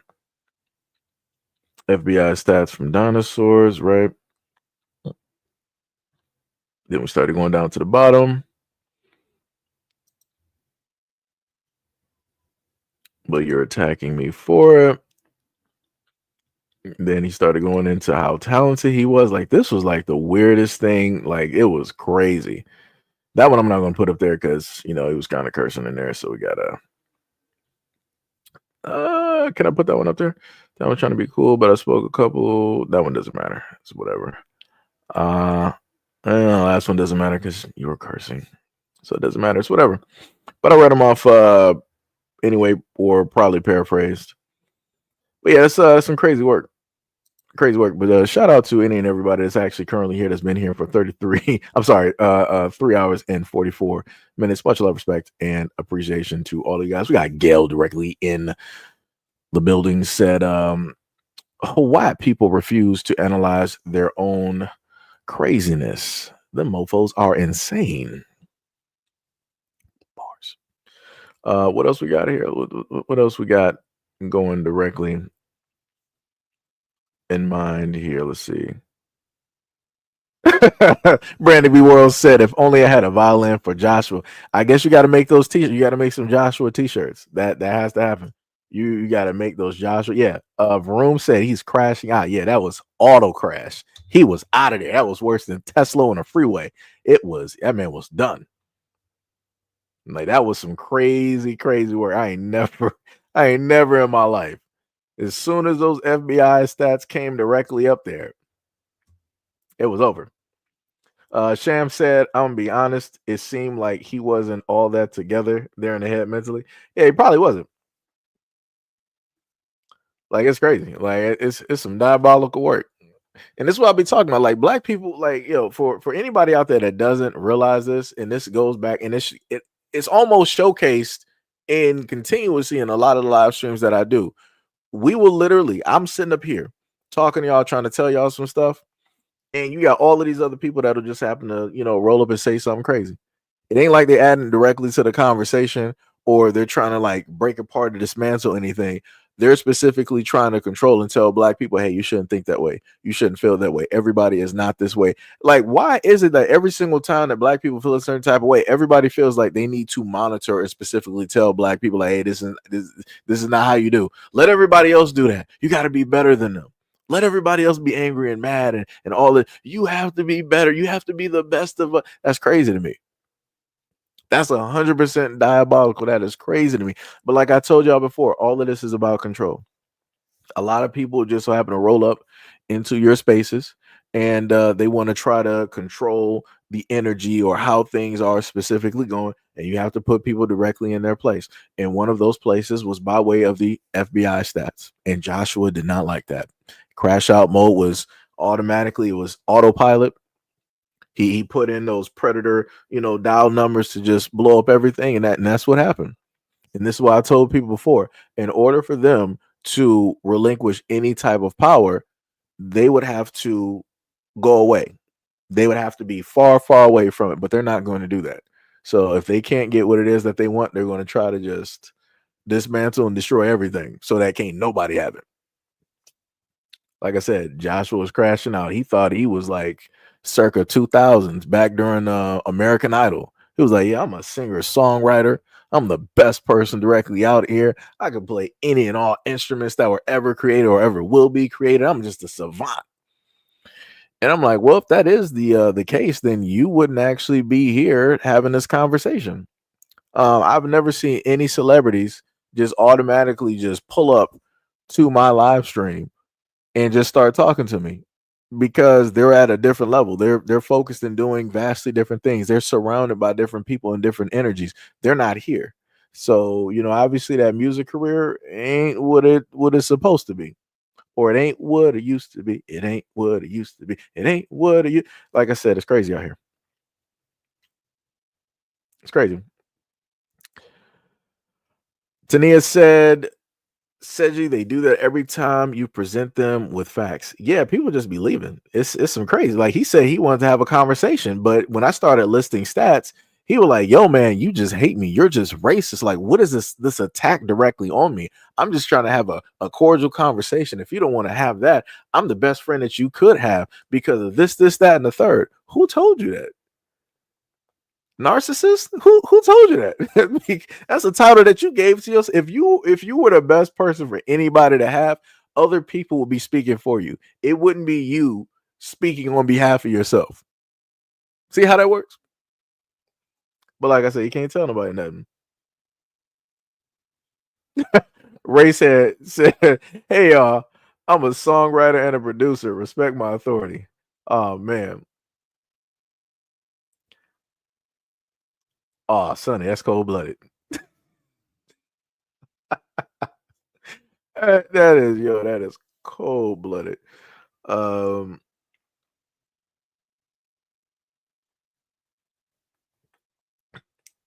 Said that there are urges that need to be suppressed. Oh man. This is crazy out here. This is crazy work. Let me tell you. Let me tell you. But like I said, oh man, this man say he's diagnosed with Nickelodeonism. Oh boy. Oh boy, that's cold-blooded. It's cold-blooded. But yeah, much love, respect, and appreciation to any and all folks. Ty was like, what did I miss? You missed quite a bit, sir.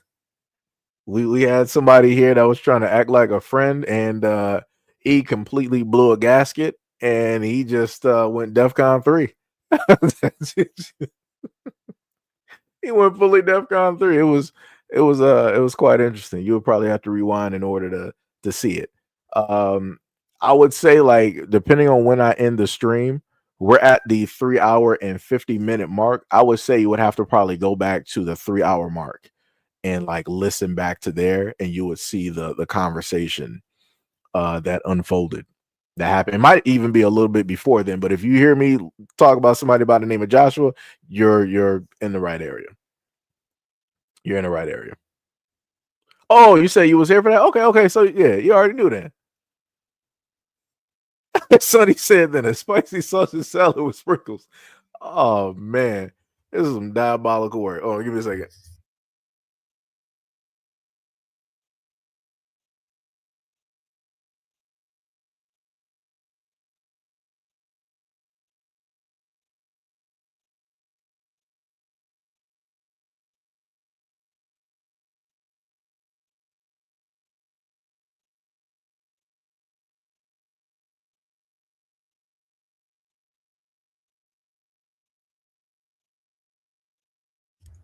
All right, hold on, guys. Give me 1 second. Just got to go to the door for a brief second. 1 second. I said that too many times. Hold up.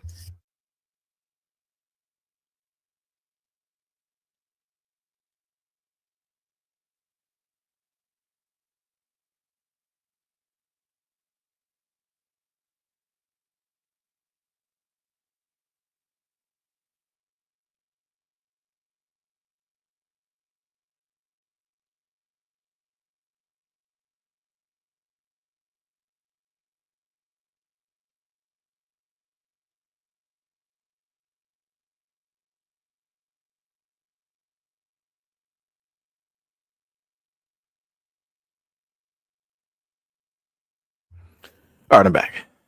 I'm back. Oh man. Wait, somebody came back? Hold on. Yeah, I got jokes. Y'all said Josh flew over there. Nah. Ain't about that. No, we ain't doing that.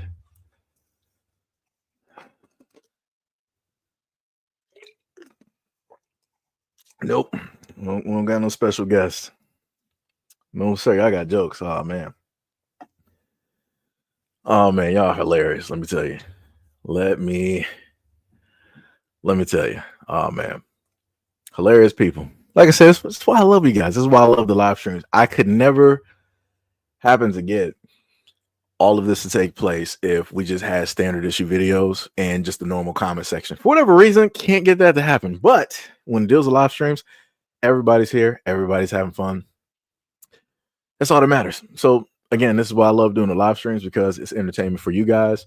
Something is always going on, something is always happening, and get to have conversation, rebuttals back and forth, and all of those great things. Like I always say, shout out, much love and appreciation to any and all people that are currently here. We got 43 point.